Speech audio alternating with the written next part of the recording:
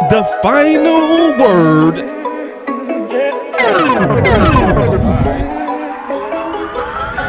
Final word. Woo-wee. So what's up, man? We got Law in the building. We got DMV. We got the OC on the way. Word. On the way. How y'all feeling, man? The draft is right around the corner. Getting close, man. Getting close. Hey, bro, it's almost that time, bro. Almost that time. Yeah, man, I'm loving it. I'm excited. Man. So today, I can't wait to do this with y'all today. The final word. Because this is about board preparation now. Is that fair? Can we talk about board preparation? Yep. Oh, yeah. I like it. So since we're dealing with board preparation and really getting down to the nitty-gritty, I think we got to hone it down. The question is, should the Dallas Cowboys draft 26 for the future? Their contention window? With some players, it's going to be both. Because I think if we can narrow this down, I think it's going to hone down our draft strategy. Would that be fair? Yep. Okay. Yep. I agree. Okay. So Yeah, we go I'm do with that it. today. We go do that today. And then the cool thing is anybody want to bring up, let's bring them up for 26. And I want us to just kind of go through and ask this question. Is this pick The final word. for the future? Is it go get us over the hump for contention? Or is it both? All right? That's a good way to look at it. Let's do it. Let me turn this up, man. Y'all sit back. Be right back.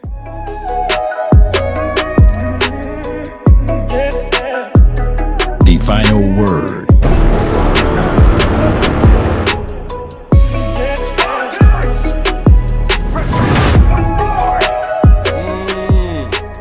Give me my theme music. I got you.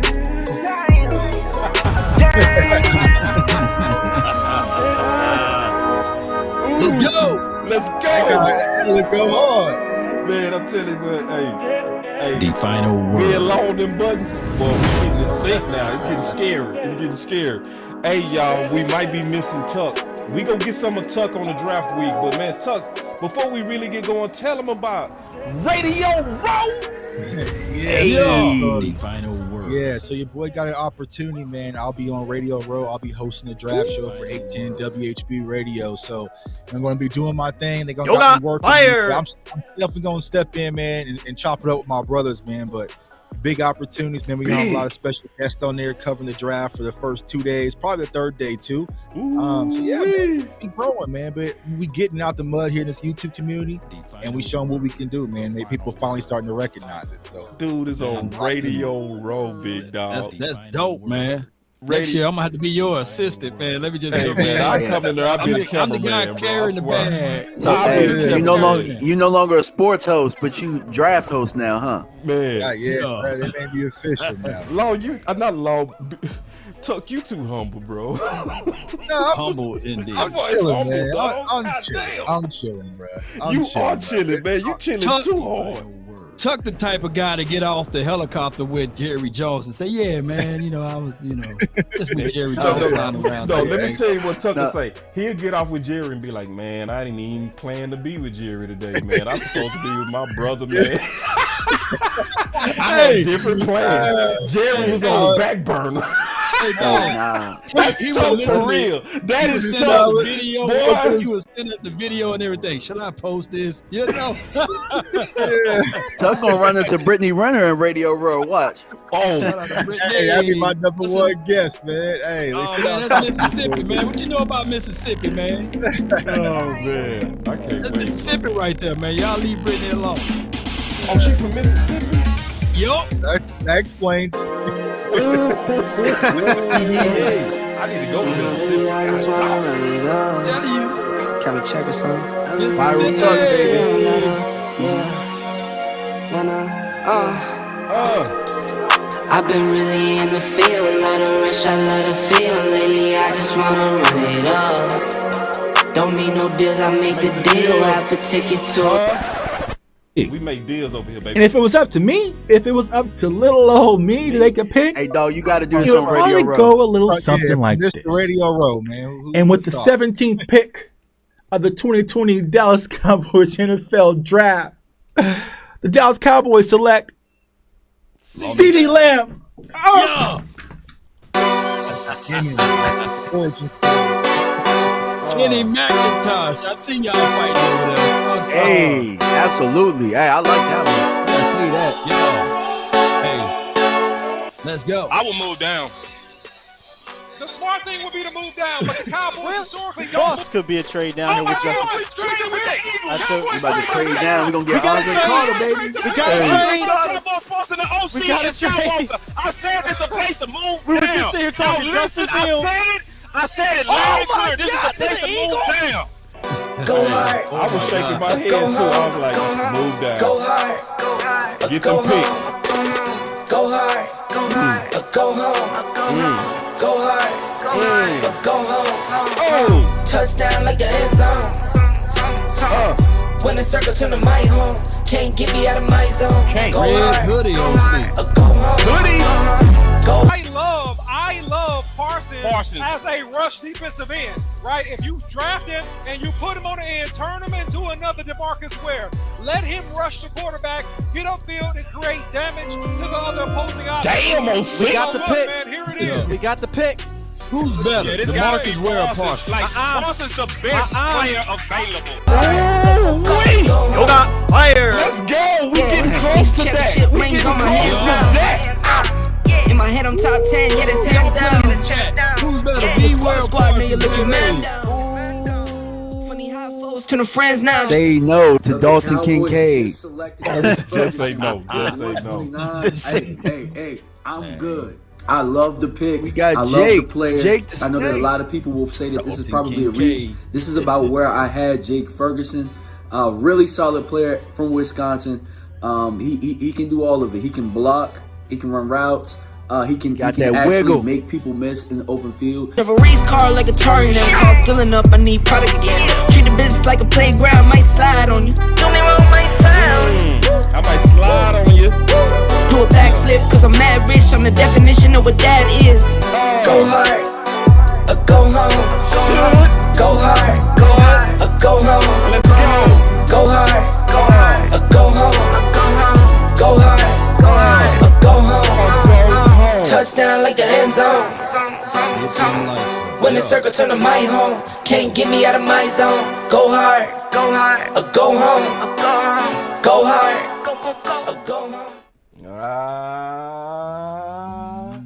Hey, man, I'm fired up, bro. I'm fired up, bro. We getting close to the draft, y'all. Ooh-wee. Come on, man. I ain't trying to hear no burnout. I ain't trying to hear nothing about burnout. Law, what time is it? Do we ever get days off? Man, you already know. No days off at all, man. Hey, we gonna pump it through. Hey, Law, you hit 100K, man. You should stop. Oh, hell no. This is when I kick it into another gear over here, man. Let's go. Blow through this thing, man. You We know, need the $1 first million. time I sleep is when I die. Go Come on, black. baby. Let's go. Hey, what Bud tell Spence? He said, bet $1 million. That's what Law Yo. need. We need to get him to $1 million. Million. Better Yeah, we need yo, $1 million, yo, bro. We need yo. $1 million, not you, Law. We definitely need us a cool Yes, sir. million, man. So what's up, DMV? What's up, Big Tuck? What's on you boys' mind before we get into it, big dog? Nah, I mean, first and foremost, man, Law, I mean, I texted this and called you with this, man, but congrats. Like, this is big for the YouTube community, man. It shows, you know, the value that you add day in, day out, man. No matter what, like, even days I don't feel like going live, I know Law going live 3 to 4 times. I'm like, all right, bro, get up, put the controller down, because Law's out there working and pushing for the community, man. So I appreciate you, man to man, bro. Like, I remember the very first time I saw your name in my channel, I thought it was a spoof account. Like, I was shook. You know what I'm saying? Like, why is he watching my channel, man? But it's always been love. You always reached down and helped us and pull us up, man. And eventually, I'm just trying to do the same thing. Yep. Because I say Cowboys Nation, even though I got this opportunity on Radio Row, I appreciate each and every one of y'all for giving me the platform, giving me the voice, embracing me. and we all taking the baton and running with it in our different directions, but it's all for the betterment of this community, because at the end of the day, you're always going to see the Cowboys content community on my chest wherever I go. And it's likewise with the other folks on the panel as well. So Yeah, it's too late. Y'all can't stop it now. And I know we gave Law a bunch of flowers, man, but I also want to slow down real quick and give you your flowers, big dog, Tuck. Bro, like for my dog to be on Radio Row independent, you know what I'm saying? And having an ESPN affiliate.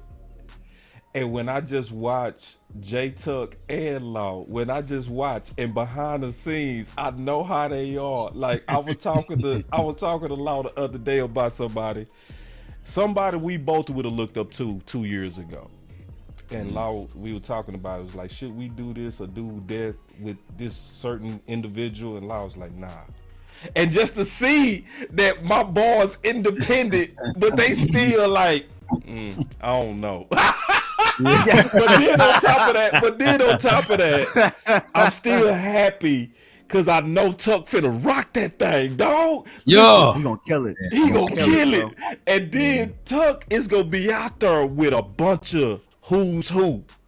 And I'm gonna tell y'all what's gonna happen before it happens. Tuck is gonna show the power of giving one of us a chance. I'm gonna tell you that right now. Yeah. Just like Aisha is doing. You know what I mean? Tuck is the next. Law is the next. Is I'm maybe coming. Me and DMV, we coming down the wings at some point. But I'm proud of y'all, man, and I love it. Yeah, all right, like so said, the game that we play. I'm just in the building. I'm casing out the joint, but eventually you're gonna see us all in there. You know what I'm saying? Like I'm looking at every exit, every camera. How do I get my dogs in there? And eventually you're gonna be doing them draft shows right there off on Radio Row, man. Please. The world need us, dog. The world need us, dog. That's real talk. Some people think I'm being cocky. I'm dead ass. I think when you give people like us that's truly passionate about this. This ain't work to Law. This ain't work to DMV. This ain't work to J Tuck. You know what I'm saying? This ain't work to us. This is what we love to do. When you give people like us opportunity, man, come on, bro. We go, bro. That's what I know what Tuck getting ready to do. It's we a fish out of water when we don't talk this, man. Yeah, you know we can't survive, man. I wake up, man. We think about Cowboys, man. We think about how we from way afar can make this team even better, right? So it's always Cowboys. Like on the Eagles' mind, it's always Cowboys. You know what I mean? Because they think about us all the time, and you can see how much of an impact that we got over here because everybody and their mama, uncle, cousin trying to do all format, but we the best, baby. You might as well put it on your chest. You know what I'm saying? We the best. Nothing but. Shit. Nothing but the best. I didn't get rid of Zeke, man. He's out in the man cave now. I just redecorated. Oh no! Hey, look, he put it out there. That's why I got the hair like this, because we about to bring Zeke back. Wait. We about to bring him back. Is that why the hair is like that? Let's talk about that. That's why the hair is like that. Wait. That's why the hair is extra. Like okay. Headband. No, because Zeke had the biggest headband in life, and you got one too. So that's tight, man. Wait. Yeah, I was at the Cedar Hill barbershop today. We went at it today. We went crazy today. I think that show was inappropriate. But go ahead. Man, before we get into this content, you got to talk to me about this, dog, before we get started. So bro, like, you throw out different scenarios with the mock draft and stuff like that. And really, if Dallas isn't pressed to go ahead and get one of these young running backs, depending on what's on the board, like, there might be some players that fall to them that's really good, like Corey Trice in like maybe the 5th round, that you can't get that running back. And there might just be players that continue to fall that's like, that player's better than this running back. This player's better than this running back. Well, then you bring Zeke back for a cool $3 million. We still got to pay him the dead money that we owe him anyway. That's a win-win for everybody. I mean, we can still draft a young running back, bring Zeke back, and push Malik Davis out the door. So it's very possible, and I've seen articles about it today, but I've been saying this for a while. Me and Tuck have been talking about this actually, you know what I'm saying, offline about, bro, we could actually, me and you, boss, we talked about it, bro. We can bring Zeke back for a cool $3 million and nobody gonna care about it. And he has a nice little role with us, like Law been talking about, 12 touchdowns. being a goal line back, short yardage back, maybe a little bit of fullback, a little bit of H back. I mean, it's very, very possible, and I'm with it, bro. I'm with it. And see, let me say one more thing before we get into this content, bro. I think Zeke got a chance to be way more than the fullback, way more, because I'm of the opinion that it's exceptional what he did. Exceptional. To get you 12 touchdowns on a bad knee, and to get you 1,000 yards the year before on a bad knee, on an offensive coordinator that was trying to phase you out, I believe if he can play without getting that knee hurt again, nothing freakish, Zeke will get you about 1,200 yards. Yep. And here's the thing. Go ahead, my bad. I was going to say the one thing also you got to add on is that I think that he's going to have some extra added motivation because he's been sitting out there on the shelves and his market value wasn't like probably what he expected it to be. Yep. So the fact that he's been kind of sitting, probably been told no by a few teams, it's going to light a fire. So like I said, even though we had the back and forth about Zeke, right? Yeah. It was all just from the money standpoint. Like, That's how all do we it make was. the money work, right? So Yep. I just didn't see how it could work with him and Pollard. But like y'all saying, we got to pay him anyway. If he's able to come back for a cool $2 or $3 million, he's willing to accept that just to be in Dallas. He's already at Dak Prescott's house right now. Yep. We all for it because we know what we're going to get from Ezekiel Elliott. And then you can add on one of these later draft picks in day 3 and maybe build for the future. But I'm all for running it back, especially with the question marks about Tony Pollard. Like, where's he really going to be and where's his mental mindset is going to be at? So, and that's where people not actually being honest with themselves, Tuck, is really asking yourself the tough question of what is Pollard going to be? That's the tough question that people not really being honest. The fact that he got and had a late season January surgery, you got to take that into account. And then my boy C say wishful thinking, but it sounds good. It's not wishful thinking. It's not. Because see, this is what happened. They didn't offer him a contract because they wanted him to go out into the market, right? Right. So he went out into the market. 3 teams was leaked: the Bengals, Philly, and the Jets. All 3 publicly on their Twitters was like, we cool on you, which means his market has dried up, which leaves him one answer. And it was one team out of all of those teams that was saying, we want you. It was his own team, the Dallas Cowboys. When you add the fact of what Jay Tuck just talked about, that he's working out with Dak, it's almost like the reality is hitting him like, bro, you got no options but to go play back for the team that wants you. And it's going to be at the price that they want to give him. It's just what it is. So, like, I would have said wishful thinking if he was getting a bunch of offers, and I would have said wishful thinking if the running back market was just, you know what I mean, just outrageous and balls was getting paid. Balls ain't getting paid right now. Class too. And plus this draft class. So a lot of these teams are sitting back thinking, man, they got the same draft profiles that we got. So they're sitting back thinking we can get a lot of value in these drafts. So it's like, I think the Cowboys might get the opportunity, like you said, Boss, to get their cake and eat it too. It's like they didn't want to give Zeke a disrespectful offer. Okay. No, so that's all they kind of right. They moved on. But now that disrespectful offer might be the best offer you might be able to get if you want to still play in the NFL. So that's it. It's kind of a take it or leave it a point. So we'll see how it works out, but I'm all for it. We'll see. But, you know, but this jersey ain't coming down anytime soon. This jersey ain't coming down anytime soon. But it's not just about playing in the NFL, though. We're talking about a back-to-back 12-win season that you were a part of, that you're very familiar with, guys in that locker room. Right. Everybody loves Zeke. So that's a big factor as well. Being the love, I think he probably would take that money, come back, be in the place that he's loved, and be familiar and not have to move anywhere. You know, makes no sense. Doubt, no doubt. Really and they still got his jersey and his face all over Dallas. So they haven't pulled that from the Arlington Stadium yet. Zeke all over the billboards and things like that. So we'll see, man. I think that right now what they're gonna do is do the draft.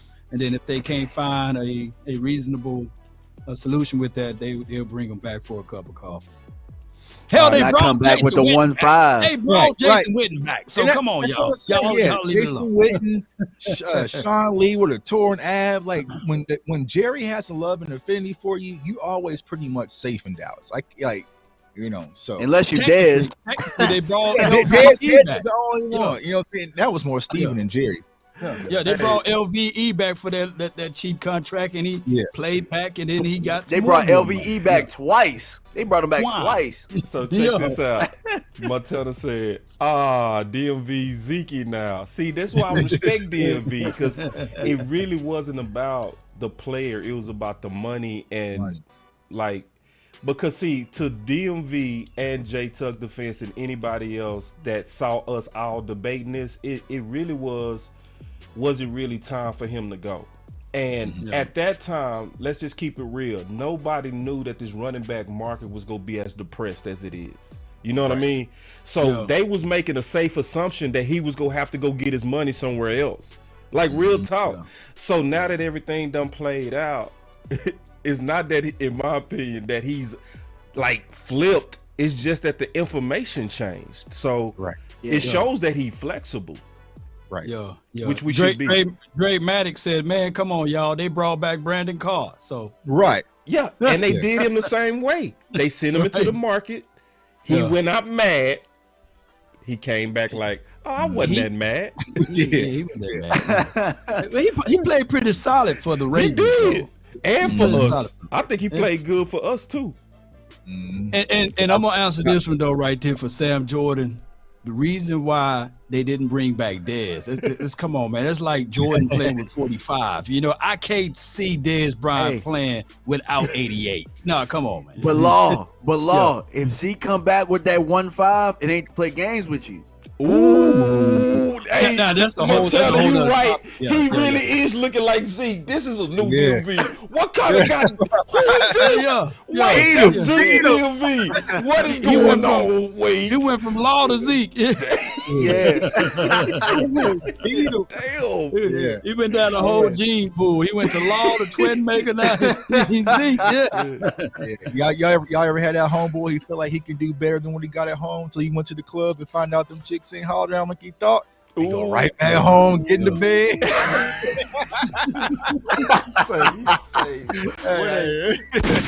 Say wait. You know what I'm saying? All right. I gotta go back home. You know what I'm saying? Club wasn't hitting last night. Yeah, let me go back home and snuggle. Here we go. Mama E gonna get you for that, bro.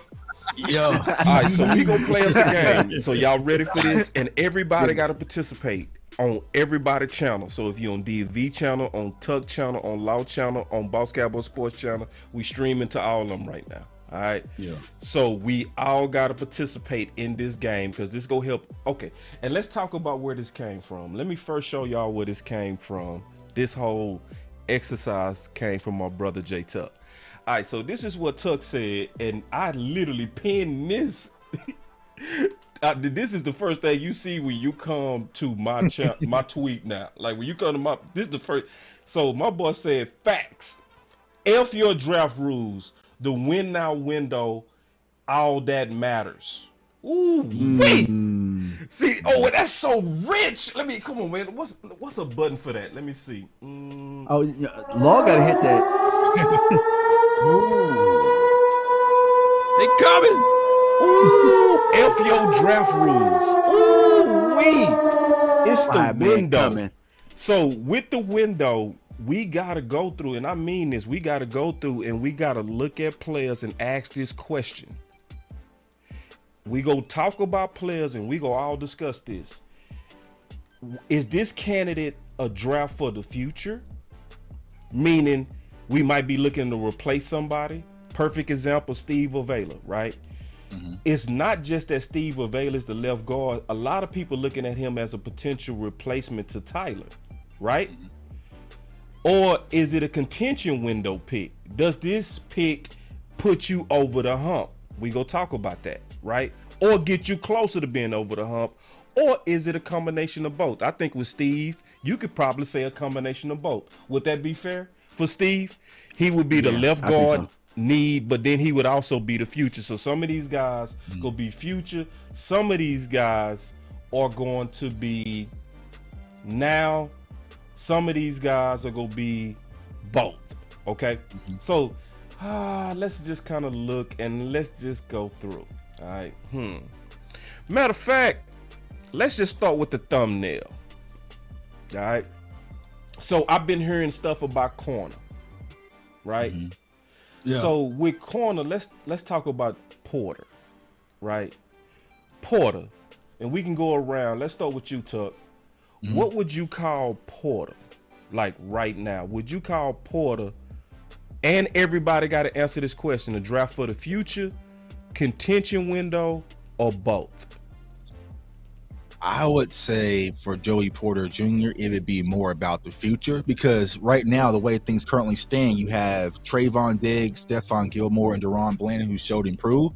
But this will be the pick that kind of lets you know, okay, if Stephon Gilmore might just be your rental guy, you're really looking at not for next season, but the following season. So if it comes to me, when it comes to Joey Porter, I would think this is more about the future, because I just don't think you're not going to move Gilmore out of his spot. You're not going to move Diggs, and I feel like Bland is more developed than Joey Porter right now. So I would think that this is more of a future pick than contention win now, as far as Joey Porter Jr. is concerned. Okay, and then also, which strategy do you prefer? Do you prefer, or are you kind of like early picks guy that you want to be? Now contention guy. What's your kind of general strategy, Tuck? Yeah, I feel like the way that this board is constructed is with this draft, like there's going to be a lot of win now players that you can get that's an instant plug-in that can really put your team over the top. So where that whole tweet came from was, y'all know I haven't been heavy on the tight end position. Yeah. But when it came to Dalton Kincaid, what I was trying to explain is, all right, I know we have Jake Ferguson. I love Jake Ferguson. I love Hendershot. But if you think about what you could do if you have this 12 personnel with with Ferguson, but also Kincaid, it's going to be completely dynamic and change the focus of our offense, where you have a tight end that can play wide receiver and boundary, then you have Ferguson, your balance. So that's kind of a win now, where it's like you really don't need it, but it's going to cause chaos if you're able to add that. Another prospect I was talking about as well is the whole Bijan Robinson. Like, granted, you don't take running backs in the first round and all these different rules. That's what I was saying. If Bijan is sitting right there at 26, you go ahead and get what could be the most dynamic offensive weapon in this draft. You deal with it, and then you figure it out later. It's the same approach that we went with CeeDee Lamb. So that's why I was saying I want to go in win now mode, especially the way this draft is constructed. There's going to be a lot of talented guys out there that can really put our team over the top. I don't care about insurance policies if we have to move on from Stephon Gilmore after next season. That's not my focus. Yeah, okay. But is Bijan Robinson the most dynamic offensive player in this year's draft? That's the question. That's possibly. Like was that God talking? Was God just talking? That was the Lord himself. That was the Lord himself. I've been sitting here listening to y'all talk for 10 minutes. My bad, Big God. Let's get you in here, man, because I could have swore I heard God. It was the Lord. God, the Lord of hosts. My boy just came in here out of nowhere. I ain't even mad. The Lord said no to Bijan. Let's get the OC up in here. All right, here we go. OC, let's get you up in here. All right, hold on, y'all. Give me a second. So let's talk about the Bijan then. Is Bijan a futures pick? Is he a contender pick? Is he both? I would say he's both. Personally. Both of them. Both of them. Okay, we'll make your case and then we gonna go around. He's actually all three, right? So I've been saying there's win now, there's future, and there's insurance policies, right? So I feel like when it comes to Bijan, you get your win now, you get your explosive offensive weapon, you get your insurance policy if something is wrong with Tony Pollard, and you also get your future pick. You can move on from Tony Pollard after the season as well and save money there at the running back position. So I feel like when it comes to Bijan, he's all three, honestly. I definitely see. I say both. Yep. Yeah, I can see both because, see, when you get Bijan, you get you a 3-down back. Currently, as we constructed, we don't have that. Let's keep it real. Right. It's going to be a committee. It's going to be a committee. It's set up to be a committee. You cannot get around committee right now. Pollard, with his injury, they go pitch count him. You know what I'm saying? And the rest of the running backs, except for Jones, don't have the frame to be 3-down backs. So, yeah, I agree with that. I would say he would be both. So, what would y'all say? Let's go with you, Law, and then we'll go with the OC and go around. Yeah, I would think that if Bijan falls to the 26th spot, the Cowboys will not pass up on him. So he will be both. He will be a futures deal, and he will have big shoes to fill, by the way. And on top of that, he'll be, hey, the Cowboys got no excuses now. You know, they will elevate Bijan to being better than Saquon and Zeke, by the way, because that's what the media do. They would like to build us up during the offseason and expect us to fall. So, yeah, he will be both of them. All right, so what you got on that, OC, and then DMV? Yeah, I think that Bijan is. I agree, but not fully. I think that he's a short-term fix for a long-term problem, because I think that ultimately, if you're going to get a replacement for what Ezekiel Elliott was, you need a guy that's going to be really a home run hitter and have the power to finish on short yardage. And I think that Bijan Robinson is talented. He's quick in the hole. He has a lot of good to his game, but he's shifty. He makes people miss in a phone booth, but he doesn't have that long speed and he doesn't have that overwhelming power. And so those are two things that I think for a feature back that you want to have. He gives you flexibility and takes you more out of a running back by committee. But I don't think, even if you draft Bijan with that first pick, and you could, he's a talented guy, but I don't think that he's your ultimate long-term solution with his skill set. Controversy. And I know that's not a popular opinion. I understand that. I respect it. I feel you on that. I think that he's both, because for one, you don't know what is going on with Tony Pollard. With the 26th pick, something similar to what Tuck is talking about. Really, we're pretty deep on this roster at on both sides of the ball. So for the most part, like with the exception of maybe guard and tight end, if you want to make that case, a lot of these guys are going to come in and be backups, or they're going to be depth, but they're going to, you want to make sure that 26th pick is going to get a lot of snaps to learn, because they're going to come in and eventually replace whoever it is that they're backing up. And I think that Bijan Robinson, if he is picked, he's going to get a lot of snaps sharing the load with Tony Pollard, assuming that Tony Pollard is coming back as Tony Pollard. So I think, and then what we all talked about it, Tony Pollard really on a 1-year rental for $10 million. So Tony Pollard more than likely isn't going to sign a long-term deal. And then you're probably going to bring in another back, kind of like what OC was insinuating with this comment before then. But that's how I feel. I think that he's both. Well, let me interject on this too. So with that being said, if the Cowboys decide to even draft this dude, Bijan Robinson, right, it's going to be something like this. With the 26th pick, the Cowboys select Bijan Robinson, right? Yep. But somewhere down the line, before draft is over with in the next 2 days, they're gonna draft another running back, and it could be a Deuce Vaughn, it could be Tajay Spears. It's going to be another running back to replace Pollard. So hey, so since you're going there, that opens up a whole nother conversation that I'm gonna just take a audible and talk about. What positions do we double dip? Because I think running back is one that you double dip. Yep. I think running back is one. But go ahead. So I have an idea to double dip actually guard. Yep. And my idea to double dip at guard would be kind of a red shirt play. It's one of my favorite prospects is Andrew Voorhees out of USC, who he actually tore his ACL at the combine. But if you're able to get him, let's say 4th round, 5th round, right? You just take a flight in the 5th round. Not only if you go Steve Bailey, let's say in the 2nd round, right, and you go Andrew Voorhees in the 5th, right?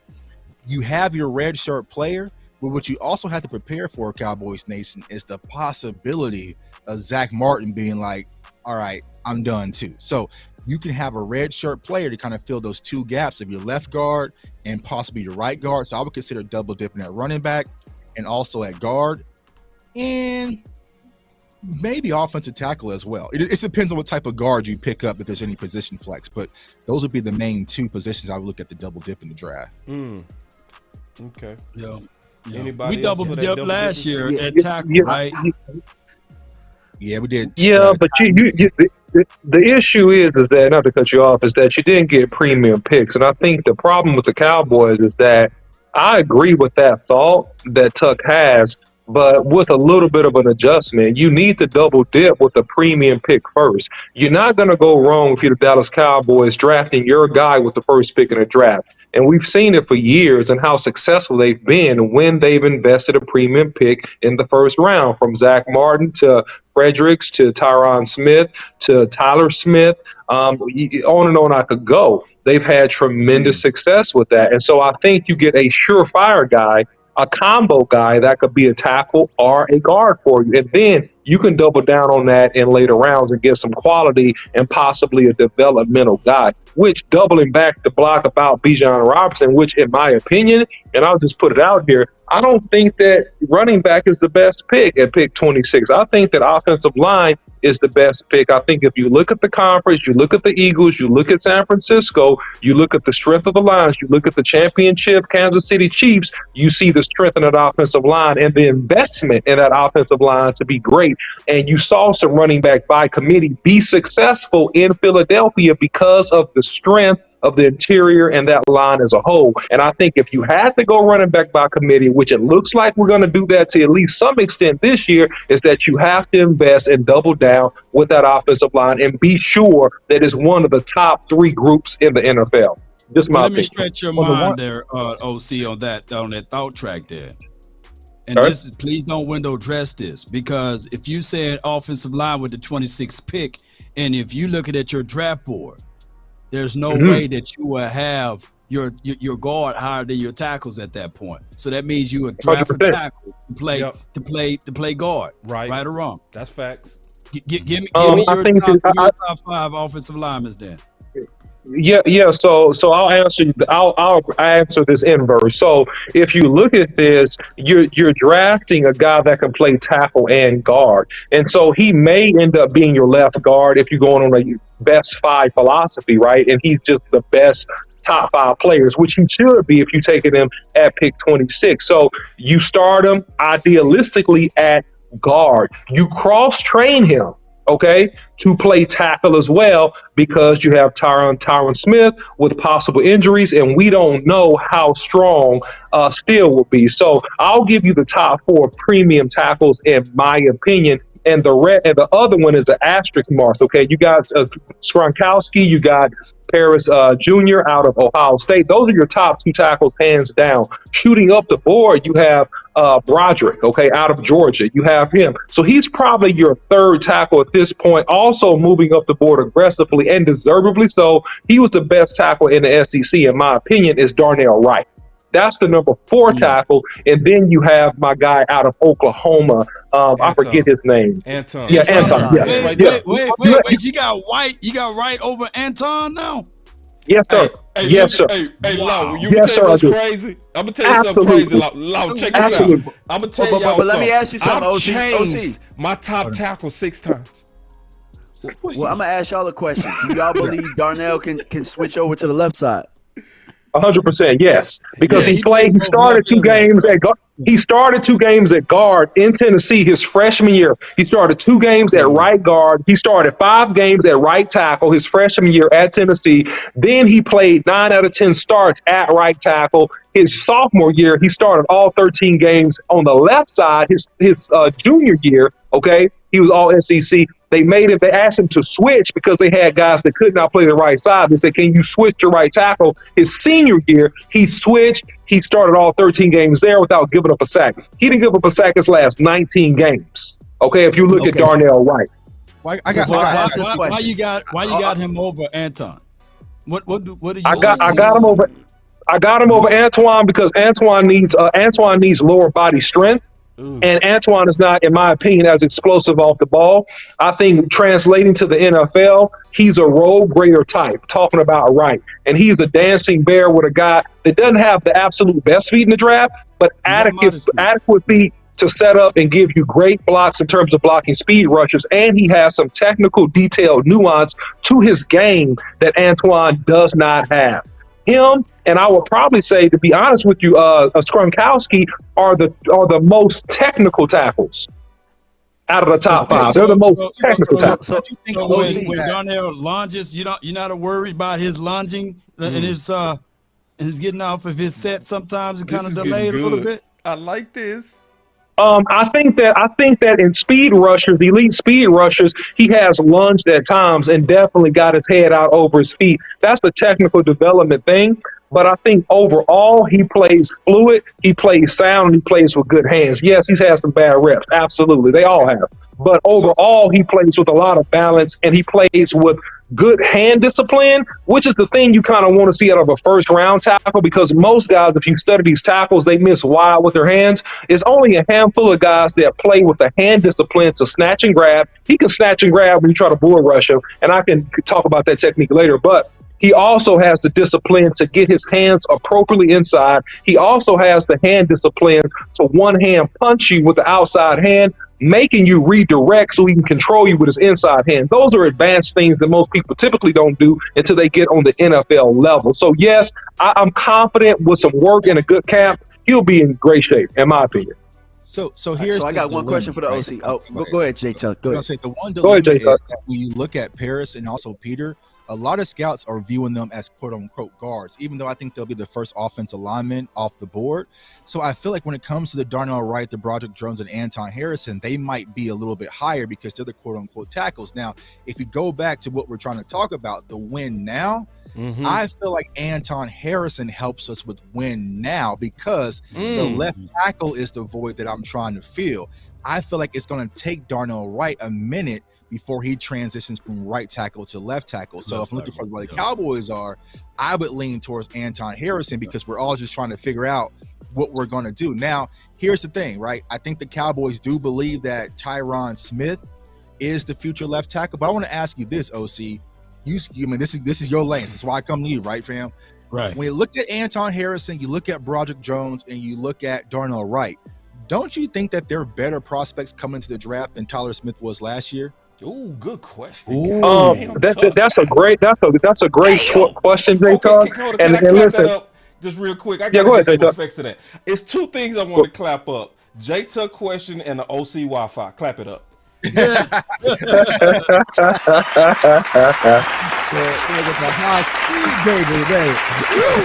Wi-Fi kicking today, OC. Thank you. So let me answer. Let me backtrack on something you said. I'm not looking at Darnell Wright to come in and be a left tackle. I think that you have a anomaly, a rookie that came in that played fantastic at the left tackle position. I think you're looking for a backup guard, and you're looking for the best guard at left guard, and you're looking for a right tackle in the event that Tyron Smith goes down and Terrence Steele is not at his best or he's not ready to go for several games, right? That's the fear, in my opinion. The biggest fear is that you have Tyron Smith go down early and you don't have an adequate, strong guy there that can hold up on the right side in lieu of still getting back. Okay, so when you answer your question, Jay Tuck, and it's a great question, I think that you have guys that have more talent. I think the more talented guys than Tyler Smith would probably be Paris Jr. and Broderick out of Georgia. Those are the two guys that I would say have more just raw talent. When you talk about Gronkowski, he's going to be a tackle because he's a plug-and-play guy because he makes no technical errors. He's a guy that his feet are right, his hands are right, he's strong, he does everything right, and he has technical detail and savvy, which is why some people have him one, some people have him two. Now, athletically speaking, Jay Tuck, Harris is the best tackle in the draft. He's a dancing bear. He moves like a basketball forward, man. He has great feet. He has great explosion. He has great arm length. He redirects well. Like, he's a guy that's your blue chip. Okay, this guy could be a Pro Bowler in a couple years with a lot of work and star for us for 12 years. He has the most talent. Okay, now the guy that has the most upside is Broderick out of Georgia because he's a redshirt sophomore. He's fast as crap. He's explosive. He has a mean streak, and he can play multiple positions, in my opinion. Darnell Wright is a hammer. He's a guy that has good, adequate feet, not great feet like Paris Johnson or even Broderick, in my opinion. But he's a guy that has 42 starts for Tennessee in the SEC. He's a guy that's played against the #1 draft pick last year out of Georgia and gave up no sacks. Okay. He was player of the Also, game. Player of he was the SEC. Yeah. For that game. Also, Boss Cowboy, to add to that, he played against Will Anderson this year, which is more than likely the top defensive edge rusher that's going to be coming off the board. He shut him out as well. So that's letting me know about his psyche. He is a big game player. He steps up in big games, and the stage is not too bright. So based upon those details, I trust him. And the reason why I really trust him, Jay Tucker, I'll tell you why I really like him. This is why I really like him the most, Jay Tucker. He starts smiling. I'll tell you why. Wait, man. That boy got I'll tell you. What is going on? When it comes to offensive line, man, when it comes to offensive line, you gotta let OC cook, man. Yeah, he cooking. No, I'm gonna tell you why. I'm gonna tell you why I like him. And Boss Cowboy already noticed because this boy don't wear no knee pads and no thigh pads. Oh! That's mentality. He don't wear knee pads or thigh pads. All he do is put on the knee braces. They make him put on the knee. You see that picture? There's no pads in his pants. I love it. No pads. Advanced scouting right there. Ooh, So I love it. That's a swag thing. Your thoughts are just to take right, plug him at left guard, and then when things hit the fan, the right tackle, you kick him out to right tackle. Yeah. Correct. Okay. Correct. I got a question for the OC. There's the win now. So, okay, cool. Go ahead. I wasn't thinking like that last week either. I wasn't even thinking like that. Like I was thinking just pure right tackle. I was thinking pure right tackle last week. You know, Morris in my chat said, "Boss, you need to go double check. He played on the left side too." And I was like, he did. And I went and double check. I'm like, ooh. Yeah, and that made sense for him to be a 30 visit. Because it's like now you got a versatile guy where most of us thought he was a right side guy. And that's when I switched to the OC's plan where you do plug him to left guard, whether you want to develop him anyway, but you have him as an insurance for Tyron Smith for right tackle in case he goes down before Steele comes back. I think it's a good plan. And I wasn't thinking this last week, but as I start researching, I switched to that. And this is what I really mean is, y'all, this is not double-minded when I say this too. I've switched my top tackle 6 times. You know, that's not bad though, because what that's saying is them dudes are close. It's no major gaps and schisms between these guys. Yes, if you say Paris, you got a lot of reasons to say you right. But if you say DeJuan Jones, ain't nobody go fight you too much. If you say Broderick Jones, can somebody really fight you on that? The same thing you said about Paris being a Pro Bowler, OC, you said about Darnell. You said I did. So it's like I did. This is an opportunity for Dallas. Right. And what this do is this remove all of the conversation of Steve Avila, John Michael Smith, as well as Osiris Torrance, because look how giddy we are or talking about these tackles now, right? And I'm quite sure at the 26th pick, 25 teams ahead of us, they're not going to draft all of these tackles. That's what I said. One of these tackles going to be there. That's what I said. I told the OC that. The OC didn't want to listen We've been to me. on that. Well, listen. I pray that you're right. I pray that y'all are right. And I'm not saying that you guys are wrong because it very well could fall that way. But what I do know, and from my research, and I've been pouring over a lot of film, man, those are the premium 4 guys, man, in my opinion, okay? My strong opinion. Those are the premium 4 guys. Who are the 4? And when the What's your 4? Who's your 4? The premium? All right, Gronkowski, Paris, Broderick, and Darnell Wright. And what team and which teams need in the draft? Which team need tackles or guards? It's several teams that need tackles, and the fear is this. This is my fear, okay? And I could be wrong about this. All right, so you got to name them. Name the teams right quick if you know them. I'll pull up the draft list. I'll pull up the draft order. We'll go through it. Hey, listen, the show done took a detour, y'all, but this is good. This is a good conversation. This is good. Let's go off what we talked about. So Arizona could go tackle. The Jets could go tackle. Detroit could go another tackle. They have peanut few out. Take off, if you don't mind, let me pull up the list just real quick. I'll let you pull it up. Chicago could go tackle. Chicago could go tackle. Chicago. They could go tackle too.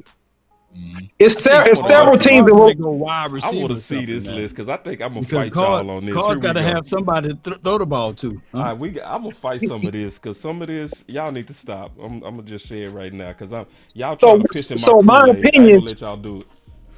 So my opinion on this too is that look, the first 2 possible 3 picks will be quarterback. Yep. We know Carolina's picking a quarterback. We know the Texans will pick a quarterback. Possibly Arizona's not gonna pick a quarterback. Right? Indy gonna pick a quarterback. Indy gonna pick one, yeah. What's this? Indy's gonna pick a quarterback, and that's probably the Florida quarterback, right? Probably the Florida guy. All right. So Carolina got first pick. Yeah, it's Carolina updated. got first pick. Yeah, so that's a trade. Yeah, so they're right there. Mm-hmm. Okay. So now you have Denver. Denver has a variety of needs. Offensive line is one. All right. Okay, what's their offensive needs? line? What would you say is Denver needs? Because see, this is one thing that I noticed. No, that's not Denver. That's Seattle. That's Seattle. Seattle gonna have that. Seattle got 2 young tackles. They're probably not going to draft tackles. Seattle got 2 young tackles. They dropping according to your own. They dropping OC. See, the tackles are dropping, bro. Gone yet. Ain't a tackle gone yet. Go get him. I said Indianapolis definitely needs another tackle, dude. They could go defense or offensive line. We don't know. I think you said they was probably go quarterback. They likely go quarterback. I think Chicago gonna get the first tackle personally. Chicago. Let me see. Chicago. See that on the 9th. But Chicago. No, look. Yeah. Look at Vegas though. Vegas just signed Garoppolo. They want to get that boy some protection. The Falcons need everything. They still trying to. They could go weapon too. They could go weapon. They could go weapon too. Yeah, I think it's more Vegas style to get weapon. You might not see the first tackle till 9. Chicago. Is that what DMB said? Yeah, I can see tackle at 9. And if the tackle run start at 9, we good. It's probably gonna be Paris, bro. Paris first tackle. It might be what OC is saying. You might see Darnell Wright go. You might. But listen. Once those first 2 tackles come off the board, that's the thing. When those first 2 tackles get drafted, because I agree with your theory. Between 8 and 11, I think J-Tug, the first tackle will probably come off realistically, right? If I'm just being honest. Tennessee could go tackle. Tennessee could go tackle. Going tackle. Tennessee is likely once those first 2 tackles go, then you got the third tackle.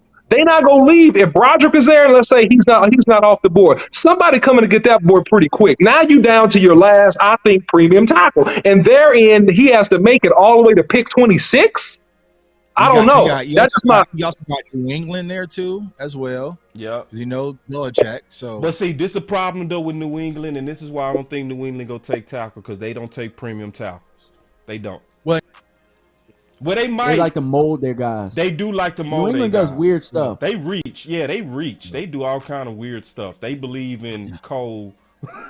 I ain't tripping though. If that show guy go get him, you know what I'm saying. But New England gonna get Josh Downs. But I'm seeing. but let's keep going because I'm seeing these tackles drop. OC. Let's keep going. Okay. I hope you're right, brother. I hope you're right. No, we going through the list. Remember New England didn't Washington technically? Didn't Washington go tackle? Isaiah Wynn and all them. Okay, keep going. See, because this the deal, man. This is why I think we go be able to get us one of these tackles. So when I go look at this list right here, like OC, I do believe that for the most part, you are close, right? In terms of 4, because historically, I looked at this yesterday and I looked at the history of the draft, bro. Everyone, I went back 5 years, dog. It's about 5 tackles that go every year, except in 2019. And if you look at 2019, it's one thing about 2019 that clearly stands out if you look at it close. It was a heavy defensive freakish class. You see what I'm saying? It was a heavy defensive that pushed down a lot of talent. That is the one thing, OC, that where I think you right. If you go look at this draft don't have enough defensive freaks that's go push down your talent. You know what I mean? So for instance, it's a reason why in 2019, when we go back and look at it, why did DK Metcalf, AJ Brown, Debo Samuels. All of those guys went to the second because you had Nick Bosa's in the first, Quentin Williams in the first. You see what I'm saying? Ed Oliver, Devin Bush. It was a lot of defense. Christian Wilkins. You know what I mean? It was a lot of good defense. Jeffrey Simmons. Like, look at this. Darnell Savage. You know, it was so many good defensive guys. And that's the thing to where, OC, I think you're right, that it's going to get close. So let's talk about this then. My bad. Isn't tackle something we probably should move up for? If there's a guy you really want, absolutely. No, absolutely. I agree.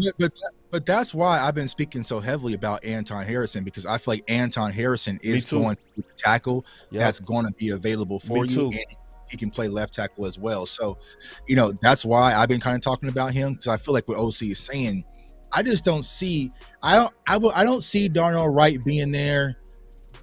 I don't see Roger. I don't see him being there either, Tuck. I don't see him being there either. I don't see him making it to 26. I told Boss Cowboy this like 2 days in a row. I don't see him making it to 26. No way, Jose. Now, if he's there around 18 or 19 and you love Darnell Wright, I think at that point he's within range and the Cowboys don't have to give up too much to go up and go get him. And I think at that scenario, you go get him. If he's hanging out around 19, 18, he's not picked yet, and you love him, then go up and go get him. That would be my contention. But, yeah, I don't think he's not going to make it to 26, man. I agree with you, Tug. He's not going to make it to 26, dude. I say go get There's him. another position that I feel like I would double dip at. This is why I wouldn't go up and get the tackle, because I feel like the other position we could double dip at is defensive tackle, where get a 3 and a 1. So we have an opportunity at 26 to get a guy that's a tweener, possibly an N or 3. You know what I'm saying? So there's so many different scenarios that if these tackles do go like y'all saying, somebody that we didn't see dropping is going to drop. And that's where Tuck is talking about the Quentin Johnston, you know what I'm saying, the JSNs. So those are also receivers, another position that we could go. That's why I wouldn't necessarily go up. But I feel y'all, if it's what they do, I would applaud it. I'd be okay with it because that's who they really want. Can I make the case on going up real quick before you go to go ahead, boss. Yeah. The case on going up is about establishing a dominance that we haven't had here in a long time, as well as establishing insurance. You see what I'm saying? So just think about the teams where we had a dominant offensive line, the 2014 team, the 2015 team, the 2016 team. Those teams was full of average to bad defenses that still won 12 games.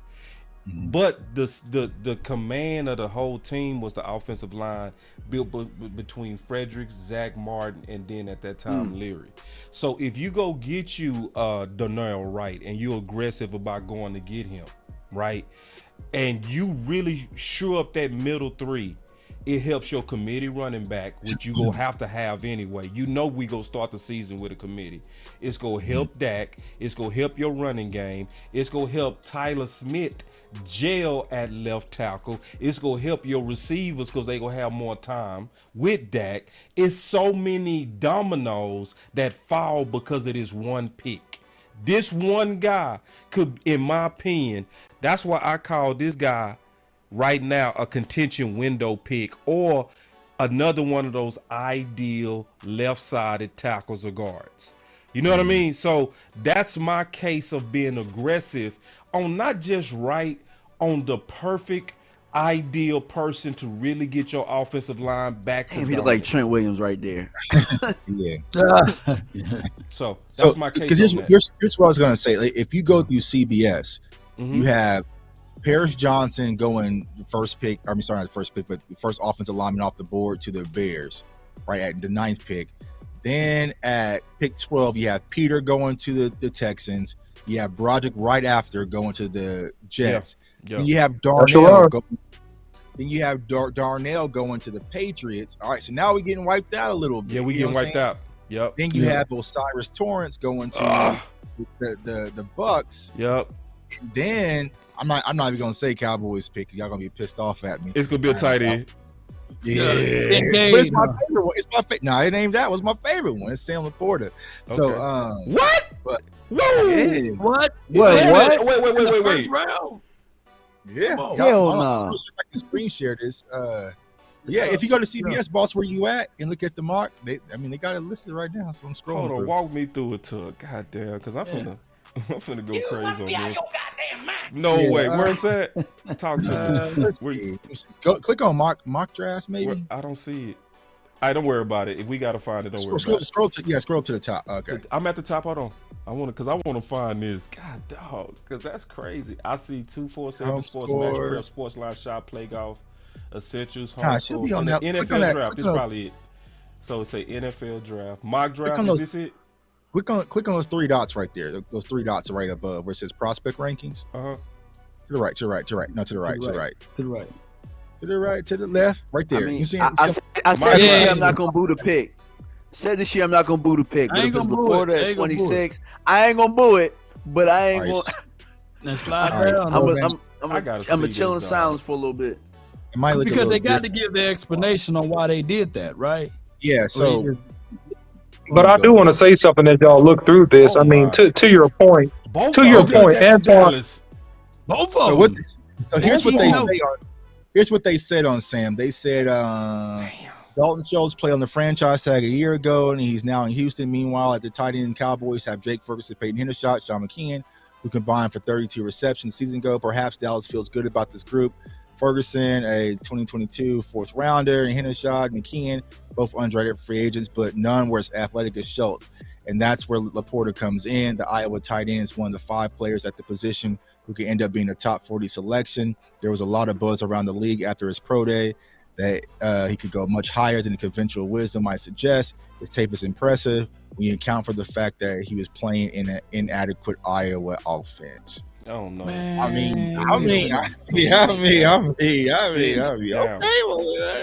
then they got two guys. They cheating off each other notes, man. I know, bro. And then they over here thinking we thinking we gotta replace Schultz. No, we don't. Because if we wanted Schultz, we would have paid Schultz. Stop. Thank you. I ain't tripping. That's picked up. Just letting you know, I ain't tripping. You know what I'm saying? And then they got Drew Sanders next. Like we can't use a linebacker. Right. You know what I'm saying? Like, yeah. So I was just going through. They playing, bro. They playing. What the run offensive line could look like. You know what I'm saying? For the view, though, let me see. I'm going to CBS myself. I'm looking at it right now. So Osiris went, and then Darnell Wright went, Broderick Jones went, Peter went, Paris went. So that leaves us with Antoine is probably going to be available there for you, no doubt. To Jay Tuck's point, he's probably going to be available, and he's not a bad pick. I just think he's not quite as sure and quite as ready as those top 4. But his upside is great. But I just think he got to add some strength in his lower half and just work on a couple more technical things. I think he plays a little bit with his hands wild sometimes, and he can get in trouble. But that's just my assessment of him. But I think he's a great talent. And I think if he's there, he's not a bad pick at all either. If you're going to go offensive line, I think that he's better than Steve Avila. If you pick Steve Avila at 26, that's a reach, right? If you pick a couple of these other guys at 26, that's going to be, in my opinion, a reach.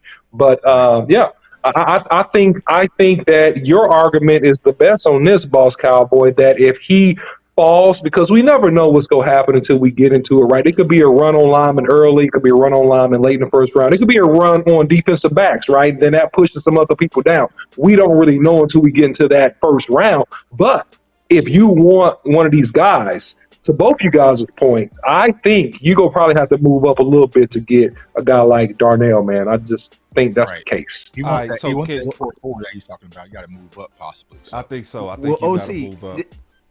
This leads me to my question that I was going to ask before, because you said that, more than likely it could be a guy with position flex to play guard and tackle. But I was going to say, what if we already have that guy? Would you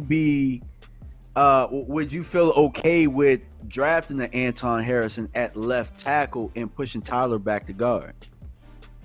Here's the thing, and I've kind of mentioned this before. I don't think that you really assume that whoever you draft, a rookie is going to come in and do what Tyler Smith did. That's my only concession. So if he's ready to rock and he's going to hold up as good as Tyler Smith did, then yeah, you can bump Tyler Smith back inside. But I just think that you got to let that play out in training camp and preseason before you make that your declaration, which is why I'm in favor of a position flex guy that can play guard or tackle. And I think Antoine could bump inside and play tackle. Guard. I think he will struggle a little bit because I think his lower half needs to be stronger, but he can address some of that in 3 months. Some of it is going to be, his second year.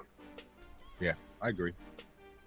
I feel like Anton's the most pure left tackle. I feel like he's just a left tackle versus like Darnell. He can wrestle in the phone booth and he can plug him at left guard. So yeah. I'm just Tyler inside, honestly. Yeah. So let me ask. I'm gonna ask everybody this. It's setting up to my boy Tyrone Church point that Anton or Deontay Jones is gonna be sitting there. Which one of them you taking? I'm Anton. I have Anton ranked higher, so I'm taking Anton Harrison. Yeah, I like him at left tackle. I like him at left tackle. I am too. I'm taking because it's still a premium. It's still a premium position, right? It's a premium position, and you get a lot of value with a guy that can come in and play that. And based upon how well he does, you make the determination of where you go play him this year. That's which basically you got to do in camp. And knock on wood, we're pretty damn good at picking tackles, bro. Pretty damn good at it. So if they did it, I'd be all right with it. I'm going with Broderick. This is my case on Broderick Jones. Well, I think it's talking about Broderick. I apologize, boss. You said Broderick Jones? Yeah, I think we're talking about DeJuan Jones. I thought you said DeJuan Jones. Yeah, I thought you were talking about DeJuan. I meant Broderick. Hold on. Did I say that? What did you mean? Hold on. Did I? If it's Broderick, it's a different conversation. Sorry. Yeah, if it's Broderick, no, we get Broderick all day. You said Broderick, no, we get. No. DeJuan Jones. DeJuan Jones might hit some of these buffets in Dallas and not be able to move and play. So I ain't doing that. I ain't doing that. Go ahead and give me Antoine. Give me Antoine now. I like him. He my dude. Look, he my dude. He my dude. Oh, you see this guy? See this guy? Hit the button. No. It's all fake news. What I'm telling you is real, boss. What I'm telling you is real. Sandwich. Are you serious? The dude is already 370. He's 370, boss. He gonna have to come down to at least 350, 345. And I'm telling you, if you have an unhealthy attachment, I would know this. Sandwich. Listen, no, I'm not talking about sandwiches. I'm talking about a lot of sandwiches. I'm not talking about one sandwich. I'm talking about a lot of sandwiches. And what I'm saying, no disrespect, I'm saying his size, he does not move well left to right. He does not. If you counter move him, he gets stuck. He already plays with a super high seat because he's tall, he's long, he's super heavy. I'm concerned about the discipline and the long-term projection of him playing right tackle. And so I'm going with the safe pick. If it's my money at pick 26, I'll give me Antoine. Go ahead and give me him. I'll work with him. I'm not getting that big fella right now. We talked about another prospect out of Minnesota, Boss Cowboy, that you like, the big 6'10", 390-pound dude from Minnesota. Where is he at? He's not in the league. You don't see a lot of successful tackles that are 6'7", that are 400 pounds. You don't see it, boss. A lot of 6'8", 270 basketball players, but one of them is named LeBron. Yeah, you don't. But he ain't no LeBron level because he don't work out like LeBron. His cardio ain't like LeBron. Hold on. Pause. Because, see, this is the problem. Can I fight the OC for 1 second, y'all? Go ahead. Go back. I got to fight this real quick. This the problem, bro. You making a major assumption, bro. Like, shouldn't your analysis be based on a profile and an interview with this guy and talking to coaches and talking to his high school coaches? Like, shouldn't you know more information before you say you scared of a sandwich? Because me and you know players. Me and you know a player in particular that if we asked him to gain 60 pounds, he would. If we asked that same player to lose 60 pounds in 4 months, he would. We saw a player do that. So don't you got to know the psyche and psychological profile of that player before you assume to be afraid that he might eat himself out the league? Boss Cowboy, we know that player, but we also know two players that we played with.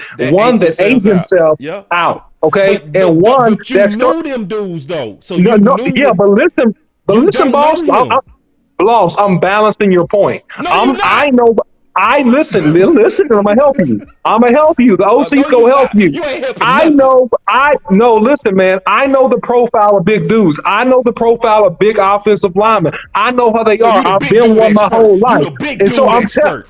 Listen, I'm one of them. Yes, 100%. And so I'm telling you, listen, Boss you Cowboy. got some weight on you. It ain't You about know how yellow everybody skin. eat. It ain't about yellow skin. This is about knowing offensive line and the position. And I'm simply telling you, he It's gained all weight fake from the news. end of the It's season, phony boss. stuff. Boss, It didn't he happen. gained weight. You Boss, are fake he was news. bigger. I'm not fake news. He was bigger, Boss Cowboy, in the Senior Bowl than he was at the end of the year. He weighed more. He gained weight, and that scared me. I'm telling you, he was 350 something, and he got up to around 370 something by the time he got to the Senior Bowl. So that weight gain scared me. So I am scared about his work habits. I am scared about his long-term viability in the position because he's already not a quick guy, and he already doesn't move well left to right. He's a strong guy. He can get a couple feet in the ground. He's extremely long. So when he gets his hands on you, he's good. He's not like Orlando Brown Jr., okay? Orlando Brown Jr., dad was a Hall of Famer, and he got sweet feet at 6'7", 340 pounds, not 360 or 70 pounds. I'm saying there's a difference, and I'm saying whoever drafts him, you better put him in a good program, and you better be careful. That's what I'm Isn't saying. the Dallas Cowboys the best program ever? You go put him around Tyron Smith, Zach Martin, a boy that went through what you're getting ready to go through. This not the best place? We will. We will. I would have to slide with OC on this because boss. I remember we was talking about a particular defensive tackle out of Georgia, and you were talking about his weight gain was an issue. Who? What he had for the combine? Jalen Carter when he gained 8 pounds. That's what you're talking about, Jalen Carter. Man, that's a totally different thing. There. Totally different. Totally. Totally different. He was out of shape. He was. But this is the difference. Tuck, can we talk about this? Can we talk about this sensibly? This is the deal, bro.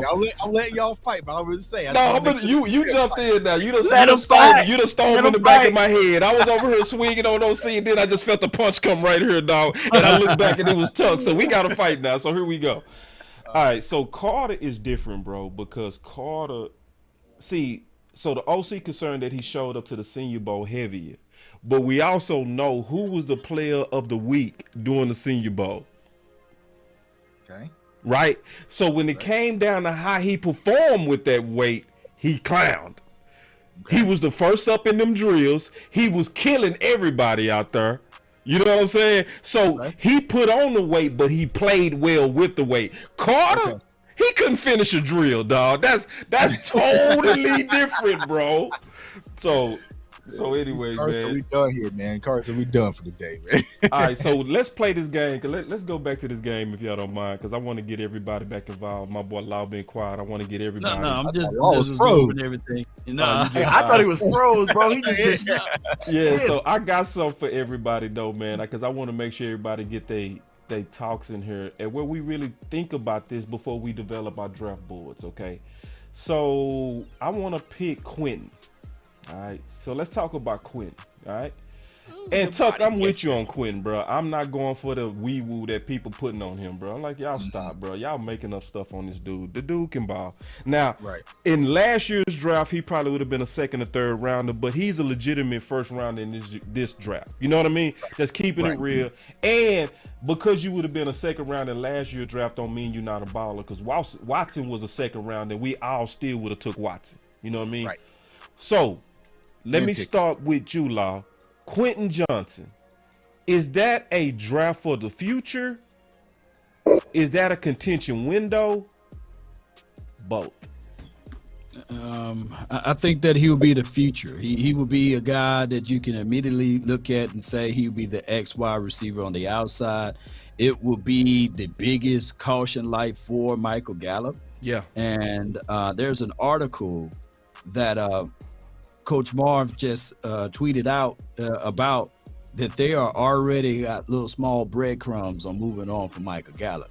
And you know how the Cowboys move. They like to put it all out there on the forefront. So, but if you look at Quentin Johnson, you guys don't look at him as an isolated piece. Look at him as a guy that comes in that's going to have to play behind Brandon Cooks. That's going to have to play behind also CeeDee Lamb. So he'll be a futures X guy, but he will be a guy that got to be phenomenal for this Cowboys system and what we do. Yeah. DMV, we ain't heard from you in a while, big dog. I think that I agree with Law. I think he's for the future. I wouldn't say he's a contention guy right now, but I do think that he would contribute. He offers you some depth at the receiver position that they obviously are looking at, and he gives you a great talent that you can, hone in on, in the future. Now, if you look at his body type and you look at some of the things that he does, he fits in very well with what Mike McCarthy liked to do in Green Bay with that type of receiver. And Mike McCarthy used to stash those guys. They were a lot of second round, third round type receivers. Yeah. But so I could see him being next up. That's why I say he's for the future. Now he'll contribute, but year 2, year 3, we're looking at, we got a bona fide star here. So for the future is my Chuck. Yeah, man. Y'all know how I feel about Quentin Johnson. And like I said, just looking at my notes right here, I said the jig is up. The fact that so many people try to pretend this kid doesn't have everything you want and a wide receiver is goopy and playing out ignorant. He has size, speed, route running ability with fluid hips to catch and go. Yak, you can go over the top. You can give it to you any way you want. Even play in the slot if need be. Is he the vocal spark plug? No, he's not. He's more of a silent killer. But I feel like he's wide receiver 1 ready. If he gets with the right quarterback, it's going to be lights out, period. Quentin Johnson is a win now pick because I'm looking at Michael Gallup the same way that a lot of Cowboys fans are looking at Tyron Smith. I don't trust that he's going to give us a full season. So it may not be immediate impact when it comes to Quentin Johnson, but I feel like by week 6, week 7, he's going to replace Michael Gallup. And like Law just said, the breadcrumbs are already starting to fall about Michael Gallup being moved on. So it's a win now and also a future pick. But Quentin Johnson definitely gives us a lot of upside at that X position. He was top 10 in yak. He can go over the top, like this whole body catching fantasy lie. He can't beat press. We showed numerous video clips. It's all a myth. Quentin Johnson is definitely one of those guys because a lot of people don't understand. He played with a horrible quarterback who's ranked probably 300th in this draft in Max Duggan. No one wants to take that into consideration. Nah, I'm listening. Horrible quarterback. Makes sense to me. I'm listening. Quentin Johnson is a very dynamic wide receiver, man. And the first moment I laid eyes on him when I was covering Kansas, my eyes lit up. He can do it all. So yeah, it's a both for me, to be honest, when it comes to Quentin Johnson. You got that. Let me ask y'all a question. Was Michael Irvin a body catcher or a hands catcher? Hands and body. He was both.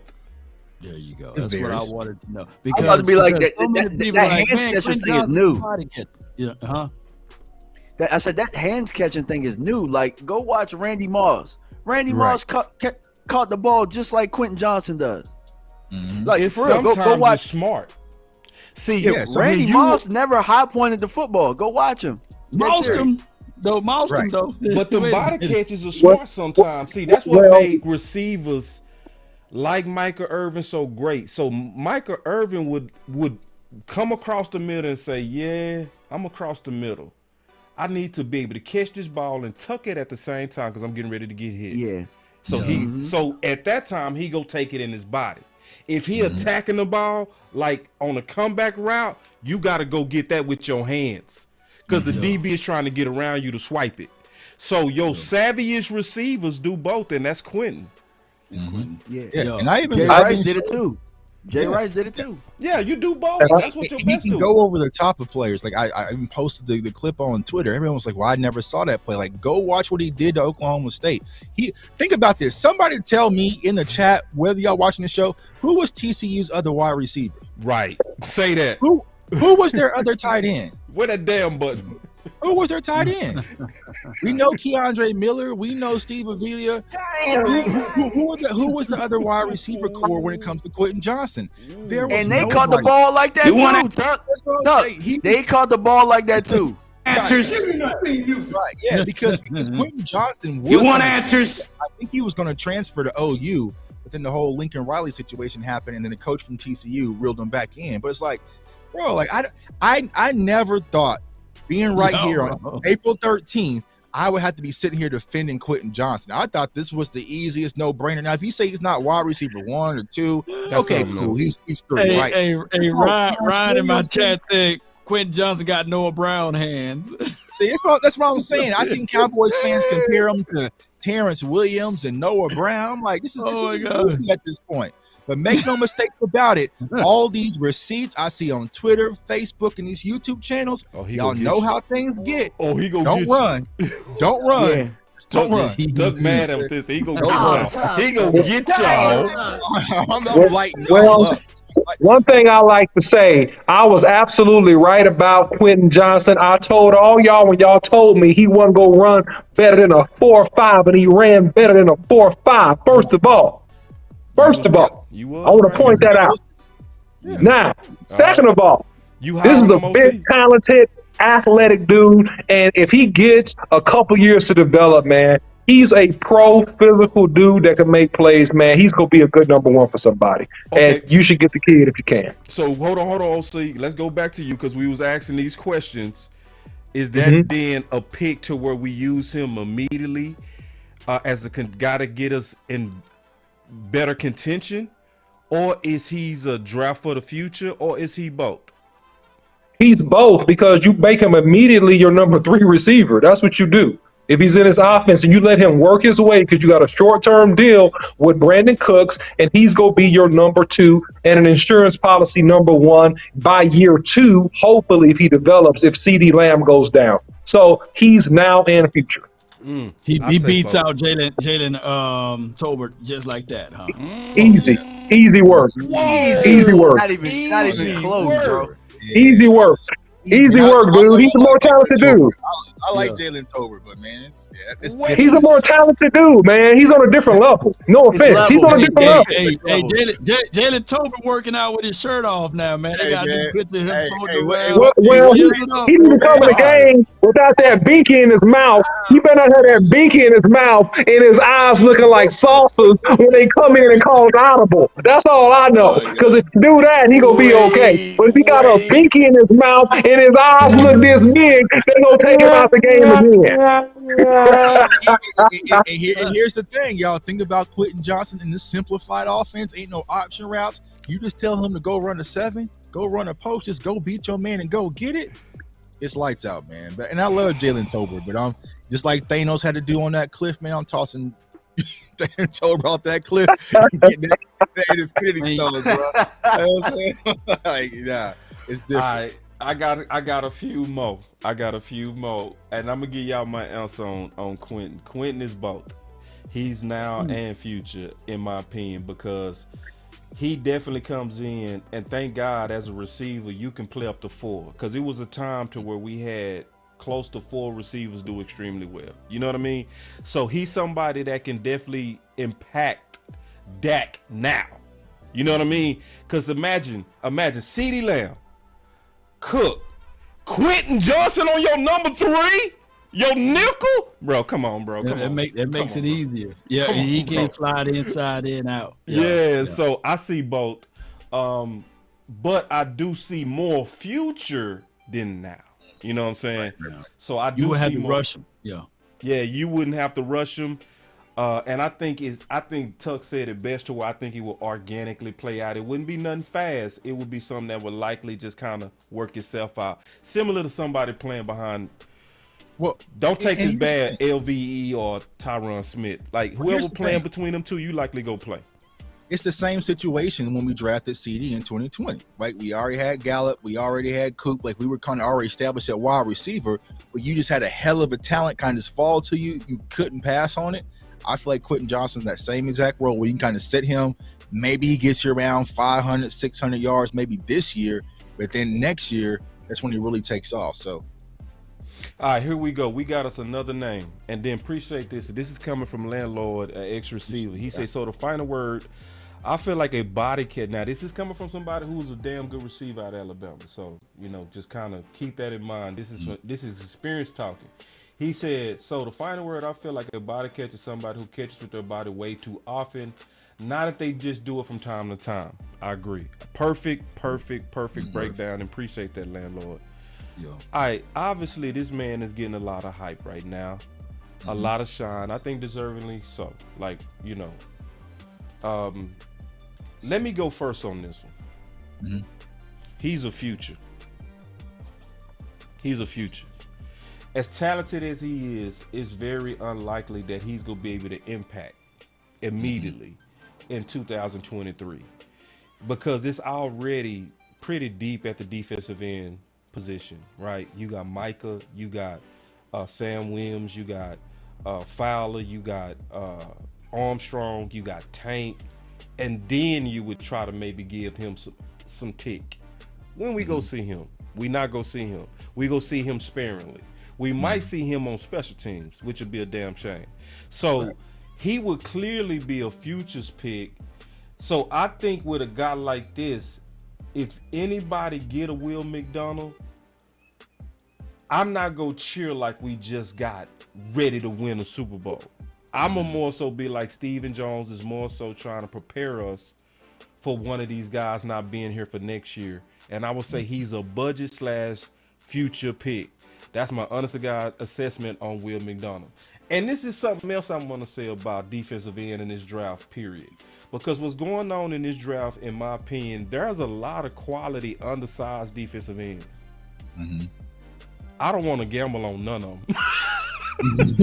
I don't want to gamble on none of them. Oh, not one. And I do understand that these boys are putting up film, but I do believe Micah Parsons was telling the truth. You feel me? That he was getting beat up from not having enough girth. You need some girth, baby. Listen. So for anybody that hang out with DeJuan Jones, huh? Go to the buffet, bro. The China House buffet. The China House buffet. Y'all trying to make DeJuan Jones Dan What's Skipper up, Cole? 2.0. We got DeJuan Jones is not Dan Skipper 2.0, y'all. Come we on. gonna talk about Zay Flowers. My boy say so. We sleeping on Zay. We gonna talk about him. We go ask future contention. We go bring him up. So we ain't sleeping on him. But this is the deal. I'm just keeping it real. I'm out on these little defensive ends. I don't believe in it until you show me. Now, if these guys all hit the league and end up being the exception, I would be the first to say I was wrong. But I just want to just say, not just him, all these little itty bitty 220, 230s. Listen, I don't want the Dallas Cowboys to be the first to experiment with this. I don't. I would rather us watch, see what happened, and then see if it makes sense. Yeah.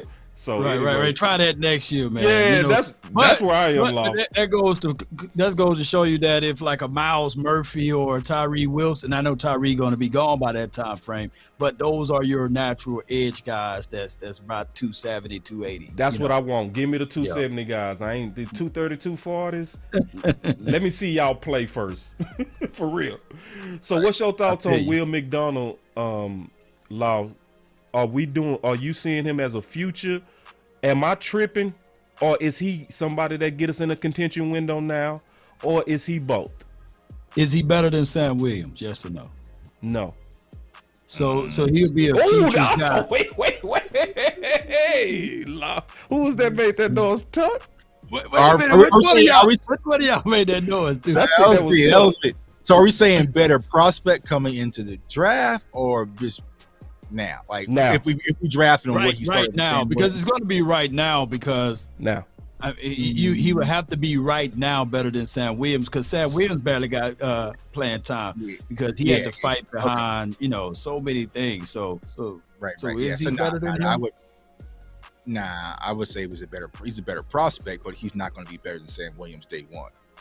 So he's a future. He'll be future. He'd be future. Unless some crazy injury happened with Fowler, Armstrong, and even Chauncey might get a lot of reps this time around. You know what I'm saying? So he's a futures guy if the Cowboys decide to go that way. Do you see him as a futures guy, Tuck?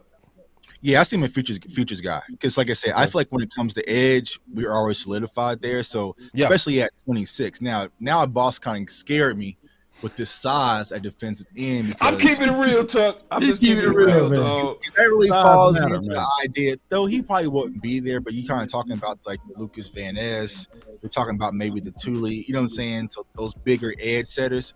So I just don't see the Cowboys going edge at 26 because we have more than enough in-house. You know what I'm saying? Yeah. Like we already have more than enough in-house.